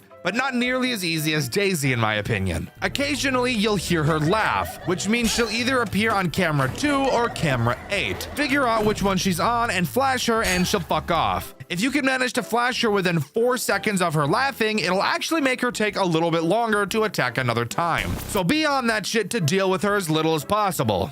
The final character that Custom Night adds is Mighty. Mighty will at random appear in either one of your doorways, slowly charging up a punch. What you have to do is very simple. You just need to make sure that when Mighty attacks that the door he is at isn't closed. Otherwise, he'll completely destroy it and you'll obviously lose to one of the other characters. So that's all of the new threats Custom Night introduces, but would you believe me if I said we're still nowhere near close to done talking about this game, as the Custom Night also gives all of the 5 main characters an additional ability to make them even harder than they already were, and it's with these additional encore challenges where I feel this game starts to get really hard. Let's start with Sonic, who probably has one of the most ass hair ripping mechanics of the entire cast. After Sonic attacks your door normally, he will attempt to sneak attack one of your doors. You'll have to check the hallway cameras to see which door he's about to attack, and then hold your flashlight in that doorway until you hear him give up and leave. Most of these extra buffs will just be adding more steps to their attacks, which of course means you'll have to spend more time on them, which of course is why I feel that makes the game the hardest it can be. Mario's mechanic is also not very fun for us at all. Mario has the opportunity to completely skip his supply closet route and just head to your door with no sound cue at all, meaning you'll have to constantly check both doors now. However, he will not skip the closet 2 attacks in a row, so once you deal with his first attack, it should be pretty obvious which attack he's going to do. Yoshi's additional buff is really just more annoying than anything else. Every time you do the apple minigame in the cameras, the location of where the apple minigame is will change. It'll be marked on the camera, so it's not really that big of a deal as long as you have eyes. Tails' buff is insane. Occasionally, throughout the night, a random pop-up will appear on your camera. While it's on the cameras, Tails will leave his cove at an insanely fast speed. All you have to do is close the pop-up to get this to stop, but I can promise you that you're not gonna be as fast as you think you will be.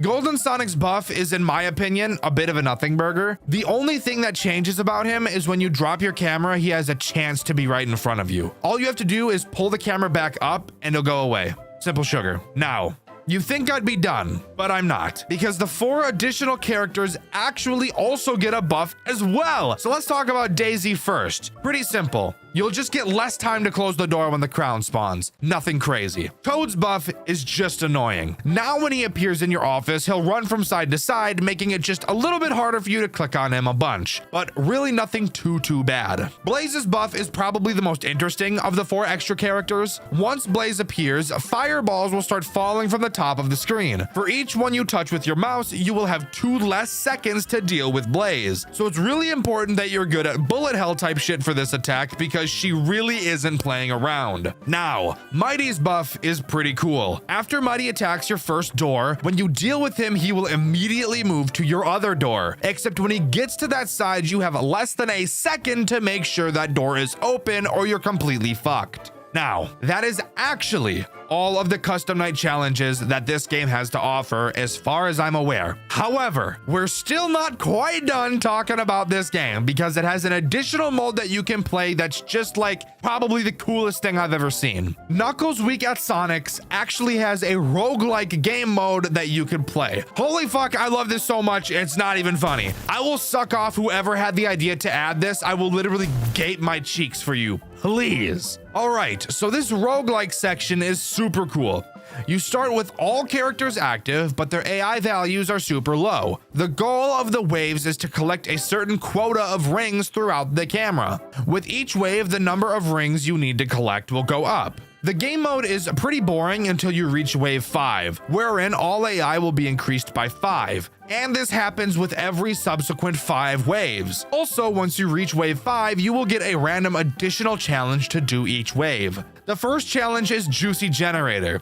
which prevents you from gaining power from collecting rings. Instead, you will get the ability to charge your generator to 100% 6 times throughout the wave by holding a button in your office, so use them wisely. The next challenge is red rings. On every camera that isn't the camera with the normal rings, red rings will appear, and if you ever accidentally collect one, it will increase the speed of all of the other characters for the rest of the wave. The next challenge is something with your fucking doors. It just removes all of the door buttons from your office and adds them into the cameras. This honestly makes dealing with Mario and Sonic easier, so this is a pretty good one. The next challenge I want to talk about is pretty useless. It just prevents you from blocking, but if you aren't literally horseshit at the game, then you shouldn't even need to be blocking in the first place, so this one really isn't a problem. Now, the next challenge we'll talk about is brutal. Occasionally throughout the wave, you'll get a character head appearing in the top corner of the screen. You will have to find that character on the fucking cameras and take a picture of them or you will die.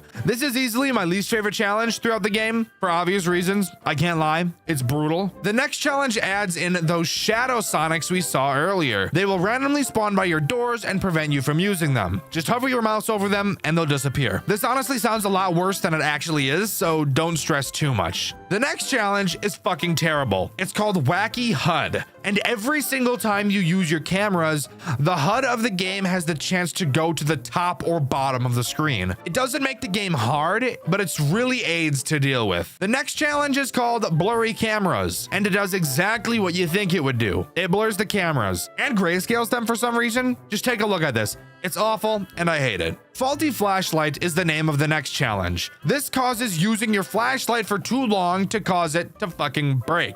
You really have like no time at all to use it, so you better not be playing around with it for even a second. The final challenge we have to talk about is called Darkness. It does exactly what you would expect it to do. It covers your entire office in darkness, and the only way you'll be able to see anything is via your flashlight. So have fun. That's all of the challenges that this mode has, and I honestly wish it had some more. Obviously, this game's purpose isn't to be a roguelike, and I know that, but adding some sort of shop into the game or making the challenges stack over nights would be cool, since you'll only ever get one challenge per wave. But as far as I'm aware, that's all Knuckles Week at Sonic's has to offer. Overall, I think this game is a fucking masterpiece. There's so much post-game after the story mode, and if there's anything you guys know about me, it's how much I fucking love post-game, and this game does not disappoint in that regard. The animations are crazy, and the soundtrack is some of the best I've ever heard as well. But let me know what you guys think. Do you agree with me, or do you just not understand the hype around this game? Let me know in the comments below. In my Saturday Night at Freddy's video, I asked you guys who was your biggest FNAF Hear Me Out, and my favorite answer was this one by Reaper Zeo. They said Nightmarion, and the reason they gave is absolutely foul. FNAF games that leave a mark on the community. There are plenty that I could name. The Joy of Creation, Juniors, Banshee, and so many more amazing games that the community continues to talk about years and years after their initial release. And for good reasons. It's games like these that keep the community alive. Seeing other talented people create masterpieces inspires others to do the same, and gives them hope that people will respect them and their creations in the same way. 2 years ago, I covered a game by the name of Playtime with Percy, and to this day, it remains as one of the best and most memorable FNAF games I've ever played, and the community feels the same way about this game. Recently, I asked you guys if you'd like to see me remake some of my older videos, back when I didn't have the type of energy I have today, and back when I used this fucking monstrosity of a PNG. Ugh. Get the fuck out of here. You guys said you'd like to see that, and I thought there would be no better game to start with than the very game that made me decide that regular FNAF game videos is something I wanted to create. So join me today as we replay through this masterpiece of a game, discuss everything there is to talk about, and answer the question of whether Playtime with Percy holds the test of time. Jumping right into night one, we don't just jump into night one, and instead start with an opening cutscene. In it, we see our character, Nick, boofy ass name, by the way. We've got spam called by our ex-boss all night. Eventually, in the middle of the night, we're dropping cheeks on some brewskis and decide to pick up, asking what he wants. Our boss tells us that after firing us, the company went to shit. Serves you right. He says he has to sell all of the animatronics and asks us if we want to watch over the place for a week and do some other shit for $250 and a gift basket. I say fuck off, but Nick says he'll do it, and there we go. We've got our exposition, and now we can jump into the night. And that night is night 1, because in case you didn't know, when you count, you do typically start with 1 and not 32. Jumping into the night, we can talk about the tools at our disposal. This game has cameras, but for the first 2 nights of the game, you literally don't even need to look at them, so I'll talk about them later. The nights in this game aren't completed by time, as this is a task-based completion night game. Now, the actual tasks we have to complete don't really make sense at all, but we're gonna roll with it. We have this little Tamagotchi toy called the Pal Percy. On each night, we will have a certain amount of mini games to do to complete the night. What does this have to do with completing the night? I have no idea. It makes no sense at all, but this game is legendary, so I'm gonna give it some plot armor from criticism because fuck you, I can, and move on. There are 3 mini games you can complete on the Pal Percy. The first is a feeding mini game where you need to collect 3 bones that drop from the top of the screen. Completing any of these mini games will give you a different amount of points. This food mini game will give you 1 point. The next minigame is a watering minigame where you just have to shake a bottle up and down into a food bowl to get the water bowl filled with water. Because in case you didn't know, when you hold a water bottle upside down, the water doesn't just come out, you do have to shake it like it's a thick liquid. This is my least favorite minigame since it switches you from using A and D keys to the W and S keys, which just feels awkward when you have to quickly switch between them. Completing this minigame will net you 2 points. Final minigame is a ball throwing minigame. Percy will appear in one of the 3 locations and you'll need to move the ball in front of him and press space to toss it to him. Do this like 5 times and the minigame ends. Completing this minigame gives you 3 points. Now you may be thinking, why would you ever do the food and water minigames when the ball minigame nets more points? Well, whenever you complete a minigame, it goes on cooldown for a bit, so you can't just spam the same one over and over again. So while you wait for the ball minigame to recharge, you can just bust out the other 2 since they're pretty quick. Alright, on to the 2 threats this night introduces, that being Charlie the Cat and Mother Moose. Usually I'd make a mommy moose joke, but this character is actually butt-ass ugly, so I'm not about to start calling her mommy. Both of these characters have the same mechanic, just with a different way of dealing with them. Inside of your office, you'll see 2 vents to both sides of you, which, by the way, I want to quickly mention how awesome the art in this game is. Just such a fun art style. Anyways, both of these characters will move around the cameras until jumping into one of these vents. Once they enter the vent, a sound cue will play, letting you know that you're about to be attacked. Depending on which of the 2 characters shows up in your vent will change how you're supposed to deal with them. If Charlie shows up, you need to put down whatever tool you're using, whether it's your cameras or your pal Percy, just to stare at him until he leaves because he's a dirty little eye slut. If Mother Moose jumps on your shit, you need to make sure you have one of your tools up to block her vision of you. Pretty simple sugar. They give you a pretty reasonable amount of time to figure out which one it is, and I honestly recommend to just keep the pal Percy up the whole time, because even if Charlie shows up, you'll be able to tell it's him and pull it down before he fucks your shit up. So yeah, obviously night 1 is pretty simple. Most tend to be that way. So let's jump into the post-night minigame, because this night has plenty of them and they're all unique and actually interesting, which just makes me giggle like a schoolgirl. That was me giggling like a school, you get it. The post night 1 minigame has us setting up prices to sell the animatronics at, which also gives us a look at every other character before we even have to deal with them, which I think is pretty cool. In this minigame, the main goal is to set the price of each animatronic to its actual price. These numbers by default will be smaller than the needed price. You need to reject the price if it doesn't match, and then type in a 2-digit password, which will increase the price by $100. Repeat this until they match, and then press accept. Once you do this with 3 animatronics, the minigame will upgrade and get harder. During this time, the password you'll have to type in goes up to 4 digits, and the screen will be glitched the whole time just to give me a headache. Also, during this section, the threat on this minigame will get more aggressive as well. What's that? I didn't mention the threat on this minigame? Well, allow me to do that right now. Charlie the Cat is the threat during this minigame. His attack is really simple. Occasionally, you'll hear his big-ass clown feet stomping towards you. When you hear this, all you need to do is hide under the desk until he walks away. So, during the aggression part, he'll do this more often, and instead of just walking by like he normally would, he stands there for a bit before continuing to walk. just wasting time. This doesn't really affect anything though, since you don't have to complete the task in a specific amount of time. However, after completing each minigame and each night, you'll get a letter grade, and the faster you complete it, the higher the score will be. So if you want to farm for higher letters, then this will matter. This does, however, bring up a speedrunning strategy that you can use to bypass this second phase entirely. The second phase only triggers after you accept 3 animatronics. So if you just match the prices for all of the animatronics and then accept all of them one after another in quick succession, you won't have to deal with the second phase of this minigame at all. Thank you to my researcher Trizzly Bear for telling me that. He has no life to this game very badly. Degenerate. Moving on to night 2, we have one more threat to talk about, that being Farmer Felix. I can't lie, I don't really know what type of animal he's supposed to be. Maybe it's a ferret?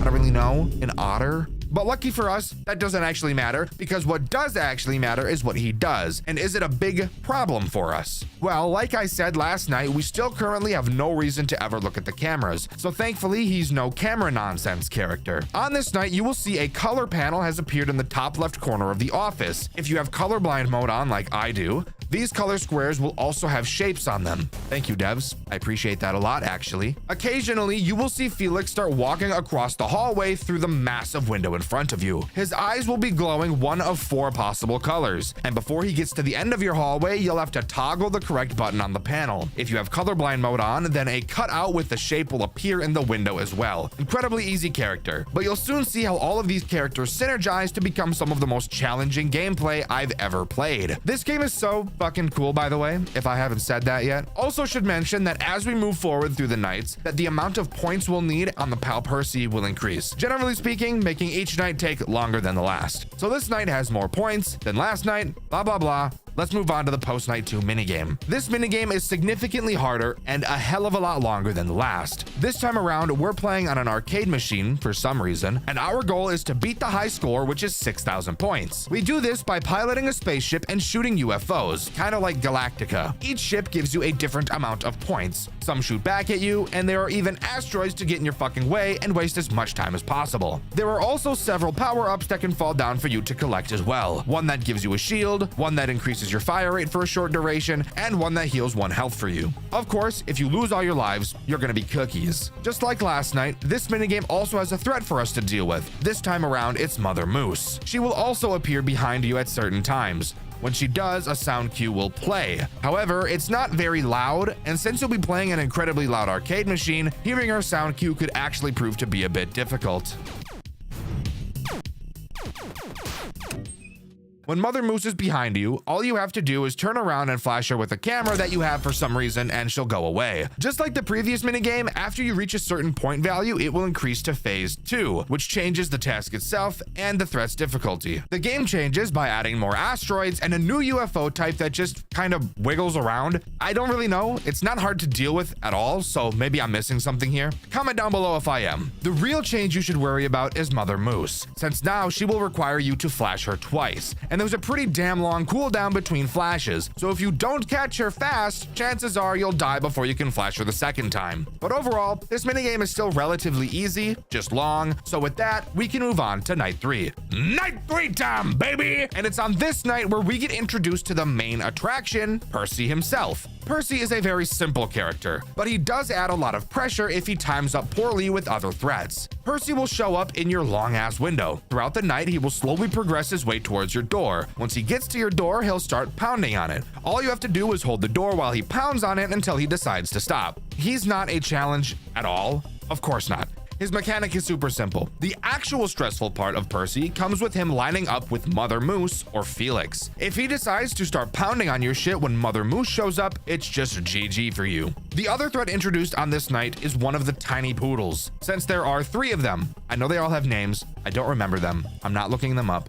I'm lazy, leave me alone. I actually think one of them appeared on night 2 as well, but I never saw it, so I'm just gonna pretend like it doesn't exist until I do see it. The poodle introduced on this night will randomly peek into your office through the door. If you don't kick her ass out in time, she'll hold the door completely open, which will allow Percy to flash step into your office at Mach 20, collar you up, and start walking you like a dog. Well, the tables have turned. This threat is also super easy to deal with. Just close the fucking door when you see her, and it's not a big deal. What is a big deal, however, is the long-ass post-night minigame for this night, where we go toe-to-toe with Rowan Rat. During this minigame, we're tasked with, I don't even know, like I don't actually know what we're doing.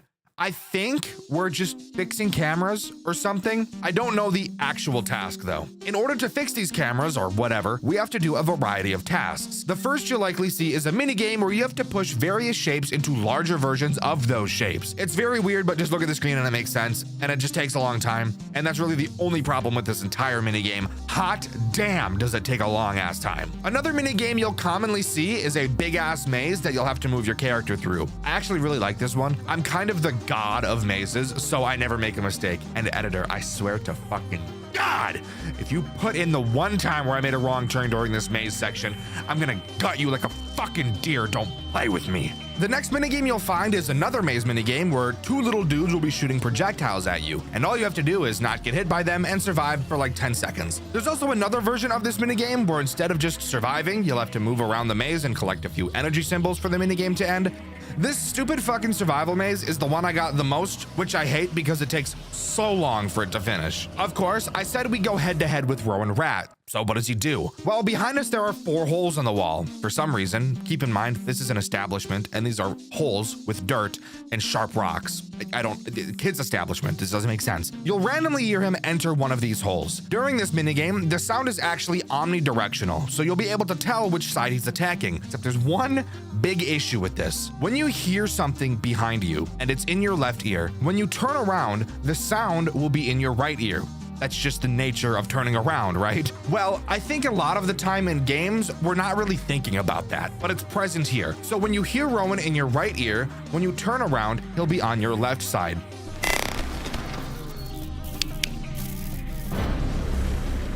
So that's just a bit confusing, but not bad at all once you've got it down. All you have to do is hold your flashlight on him and it'll go away. And of course, once you reach the halfway point, the minigame upgrades and becomes harder. Not only do the minigames all get glitched and give me a damn headache, but the real issue is Rowan. Except he's not an issue at all, and I can't lie, I'm over exaggerating. It's not that bad at all. Once you flash him the first time, he'll move to the other side of the room and you'll have to flash him again. No problem at all. The biggest issue is really just the long ass minigames.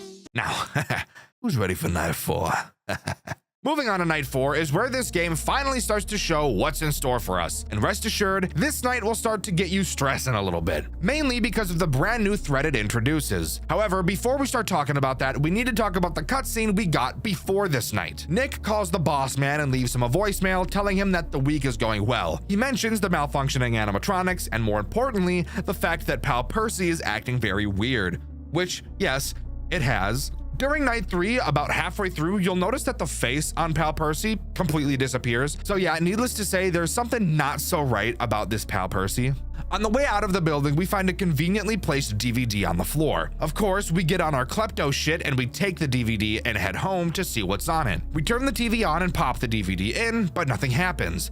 So, and get this, instead of turning the TV off and going to bed, Nick leaves the TV on, static running, and then goes to bed. Once Nick goes to bed, then the DVD turns on. Convenient, right? On this DVD is a recall note for all Pal Percys. Apparently they were programmed wrong and the company iterates that safety is of top priority. Why did you program something that could have been unsafe? I have no idea. Companies can be retarded. So yeah, Nick doesn't see the recall notice and he's gonna continue to use this fucked up little thing throughout the rest of the game. Surely this won't end poorly. All right, with that out of the way, let's start talking about the actual night, shall we? On this night, we have to deal with easily the most annoying character I've ever met in my goddamn life, that being Rowan Rat. Holy dick, I can't stand him. His mechanic is so awkward, it's 100% a skill issue. I am so damn bad at dealing with him. The way Rowan works is generally simple. He moves between cameras 1, 2, 3, and 4, except the key detail here is you can't see him since he burrows under the ground. On your camera, you can swap to a radar menu. This radar menu scans for movement. You'll need to be watching this radar menu to see which camera has Rowan movement. Once you see movement on these radars, you'll need to switch to the accompanying camera and shock it to make him leave. You only have 30 shocks, so you can't just spam all of the cameras whenever you want.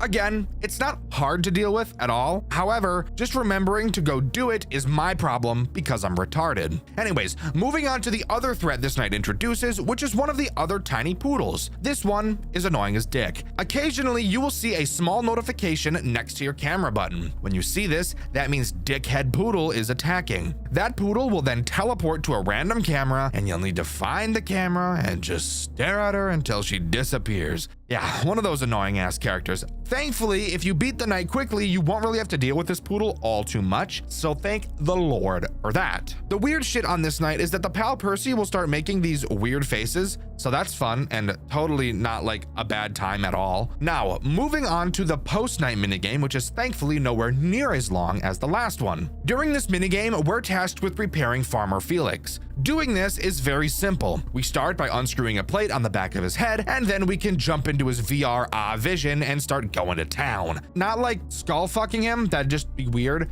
I mean fixing him. What's that? Oh, you didn't think I was talking about skull fucking him?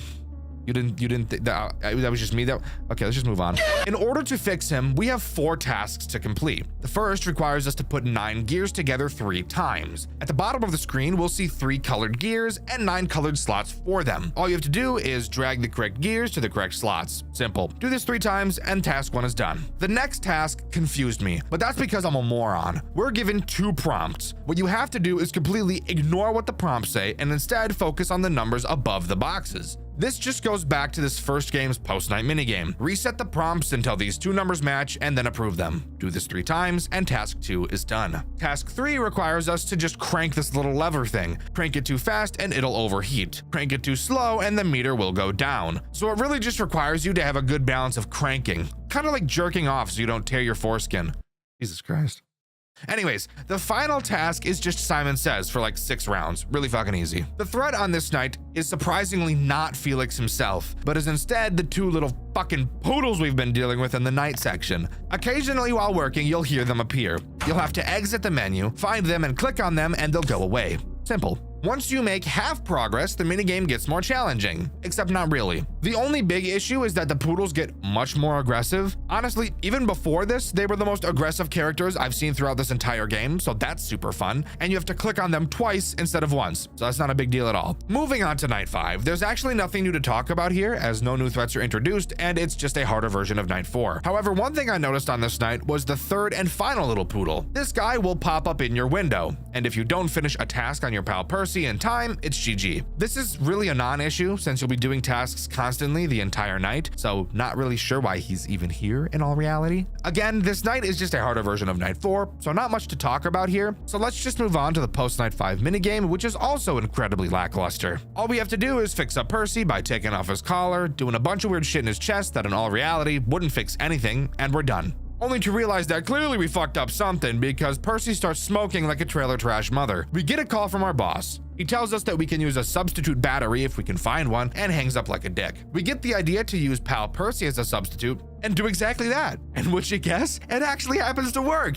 And the credits roll and playtime with Percy comes to a close. Except if you know anything about this game or have watched my oldest dick video about this game, then you know that's not actually true, as we start seeing some weird shit in the credits, only for Percy's arm to grab the credits and rip them off the screen. And then we see the pal Percy go fucking nutty. Running away in the dark, we hide in the closet.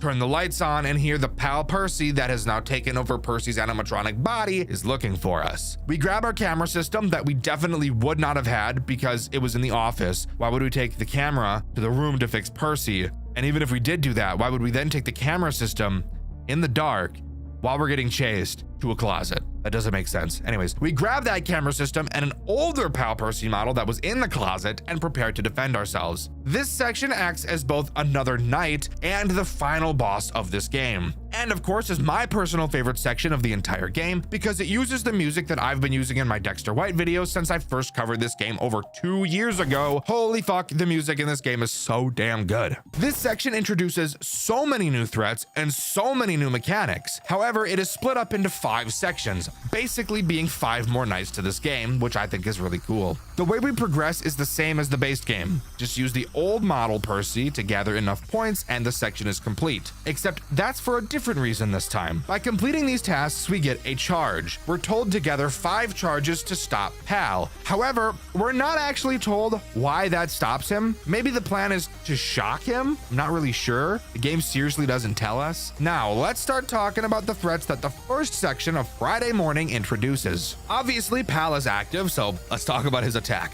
Occasionally, using the 2 monitors near the ceiling of this room, you will see Pal ask you to find something. What you have to do during this time is open your cameras and find the random camera that Pal went to. Since he's the only character right now, this actually isn't that annoying. Once you find him, he will show you an item he wants. Once you see it, that item will appear on a different random camera and you will need to find that item and click on it.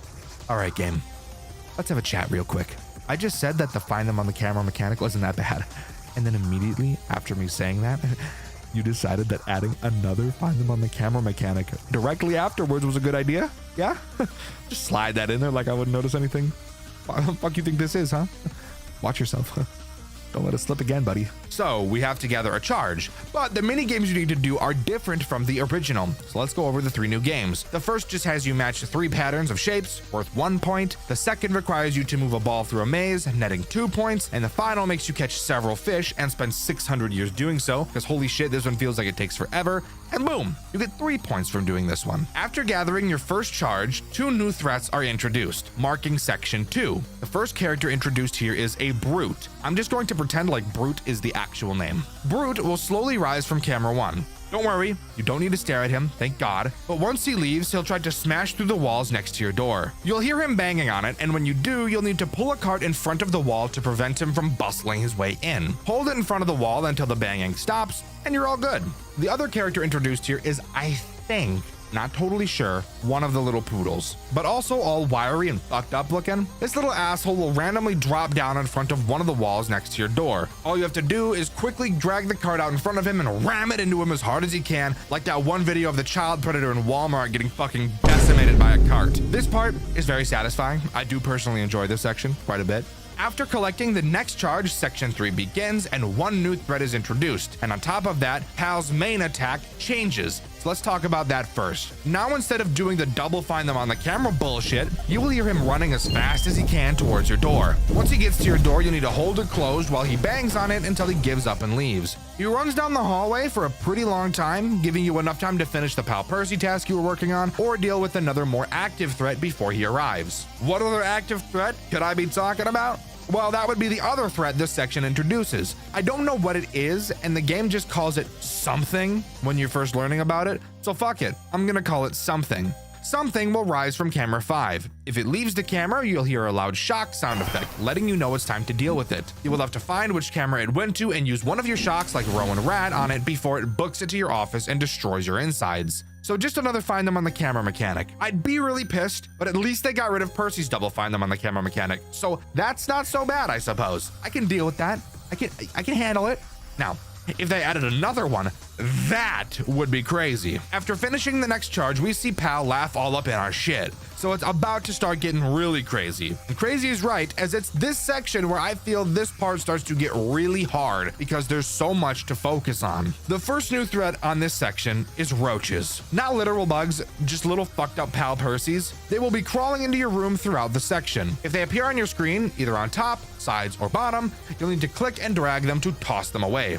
If too many accumulate, it's over. The other threat introduced in this section is one of those little poodle dickheads. This one will fuck your vision. And when this happens, that poodle will teleport to a random camera and you'll have to find it and stare at it. Really? Another find them on the camera mechanic? Are we really doing this right now? You got rid of Percy's find them on the camera mechanic, but then you just go ahead and replace it with 2 more. You're on thin fucking ice, game. Don't even play with me. After you get the last charge, you have 1 more section to go through, in which 2 more threats are introduced. I know we already have a lot of shit to deal with, but this game isn't quite done blowing me up from the back and using my hair like a handle. Pal gets another attack during this section, wherein he enters your office and makes you play one of those cup mini games. You know, where he puts a ball under one, shuffles them, and then makes you guess which ball the cup is under. Obviously, if you guess wrong, he just kills you immediately, so I'd drop everything and focus on him once he enters. He will not wait for you to look at him before he starts shuffling the cups if you're doing something else. The final threat is a non-issue, but still insane that they're doing everything they can to ruin my day. Occasionally, one of the monitors at the top of the screen will display the final little asshole poodle. All you need to do is click the monitor to turn it off. Really easy. After you get your last charge, the night still isn't over. Now you have to survive another 60 seconds. Thankfully, you don't have to use your pal Percy, it's just survival,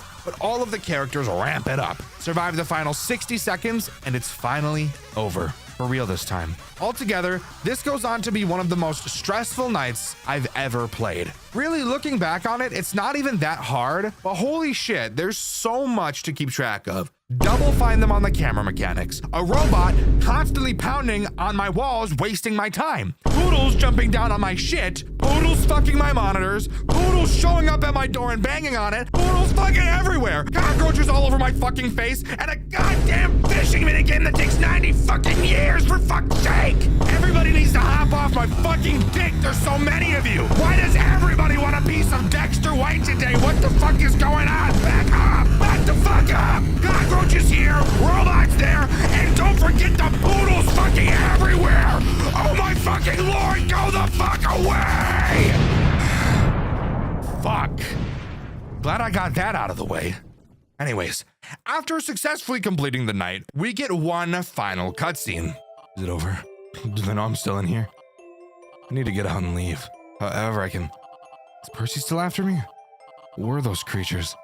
Are they dead now? Can I get out of here? Where's Percy? You think you won, you little prick? We were supposed to be best pals, Nick. I was supposed to sit by you forever and ever, and now you're just going to leave me? You can't. I won't let you. You can still take me with you. We can still be best pals forever. This is what pal Percy's were made for, Nick. You understand that, right? So come on and... I'm not. What did you say? I'm not taking you with me.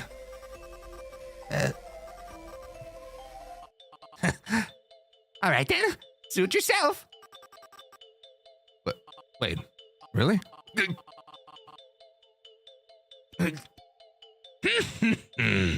Choosing yourself over your friend, that's cold.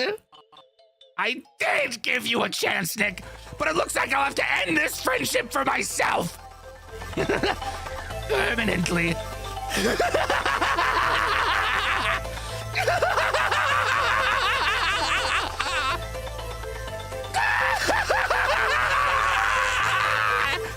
Are we clear?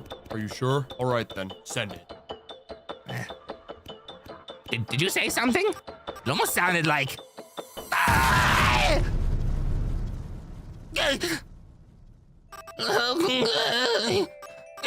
Nick? Are you there?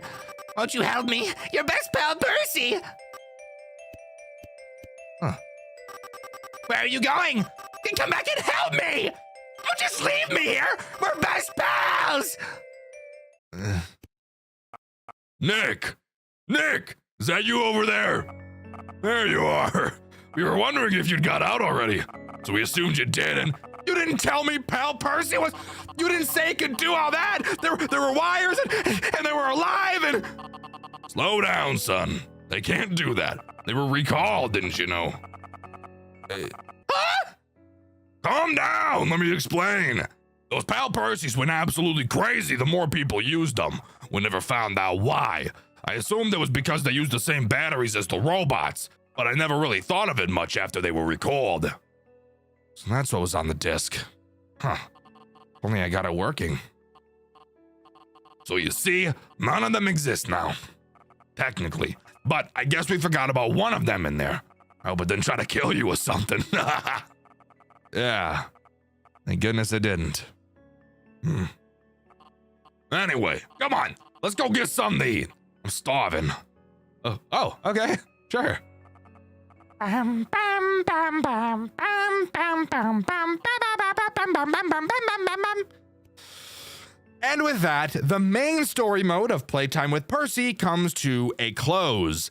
Overall, I think the story mode is great. The post-night sections are fantastic. The jump into a completely different area with a whole new set of threats to learn makes this game feel like it does something that no other game does. And even though there are a few things about the story that don't really make sense, mainly in my opinion, why Nick left his static-ridden TV on overnight, weird shit like that, I still think this game is just as good as it was 2 years ago. But judging by me mentioning that the story mode comes to a close, I'm sure you can guess that yes, we're still not done talking about this game, as there are 4 custom night characters that you can unlock to make the custom night challenges even more difficult. So let's talk about those.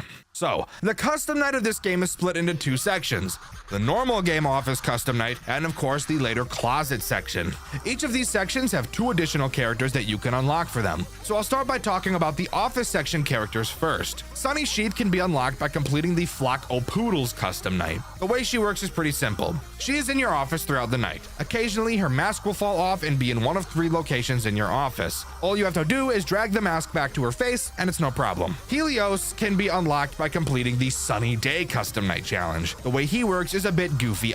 He will slowly make his way from the center of the building to either side of the building and try to attack you from there. He will go to any of the 4 corners like Rowan will. All you have to do is shock him when he gets there, pushing him back a phase and stunning him for a short period. Easily one of the most annoying characters in the office section, right up there with Rowan. On the closet section of things, the first character you can get is Polly Possum by completing the Possum Peril Custom Night Challenge. She's really just a time waster of a character. She will slowly come down from the ceiling, and when she laughs, you need to make sure you have no tools up, just like Charlie Cat. By the way, let's spoil the mood a little bit. If anybody is super familiar with this game, you may know that originally Polly Possum wasn't originally in the game and was at first a rabbit character named Viola. She was replaced with Polly because the creator of Viola was accused of grooming a minor. And while it's seemingly confirmed that that happened, there have been rumors that she also touched a minor inappropriately as well. However, there's no explicit evidence of that ever happening. So yeah. Why are there so many disgusting people in this community, bro? I hate it. Truman is the last character you can get from beating the Festive Friends Custom Night Challenge. He's basically a nuisance character. That makes 2 just for this section. As if every character already wasn't just that. He will show ads on either of your 2 devices. Just make sure you click off them and don't let them sit for too long. No big deal. But overall, that's really all Playtime with Percy has to offer. Overall, even with my few frustrations with this game, it's amazing. Everybody knows that. This game was perfect when it came out, and it's still perfect now. And actually, as of writing this, 3 months ago, Fazzy confirmed that Playtime with Percy 2 is being worked on. And you better believe I'm going to be covering it the moment it comes out. The moment! But let me know what you think. Do you agree with me? Or do you think this game has lost its charm a bit since release and other games have overshadowed it? Let me know in the comments below. In my Bloody Nights with Froggy video, I asked you guys what upcoming FNAF game of 2026 you were most excited for and why. And my favorite answer was this one by Rawlishes. They said Far From Land 2, and I honestly didn't even know that that was a game that was coming out. So that's awesome. I'll totally cover it when it releases. Subscribe to the channel, I'd appreciate it a lot. Thank you to these 3 talented artists for your fan art. You can submit yours in the Discord, link in the description. Thank you to all of my super fan channel members. You guys are one of the reasons why we're going back to cover games I've checked out years ago. I've been Dxtr, and I'll see you guys in the next video. See ya!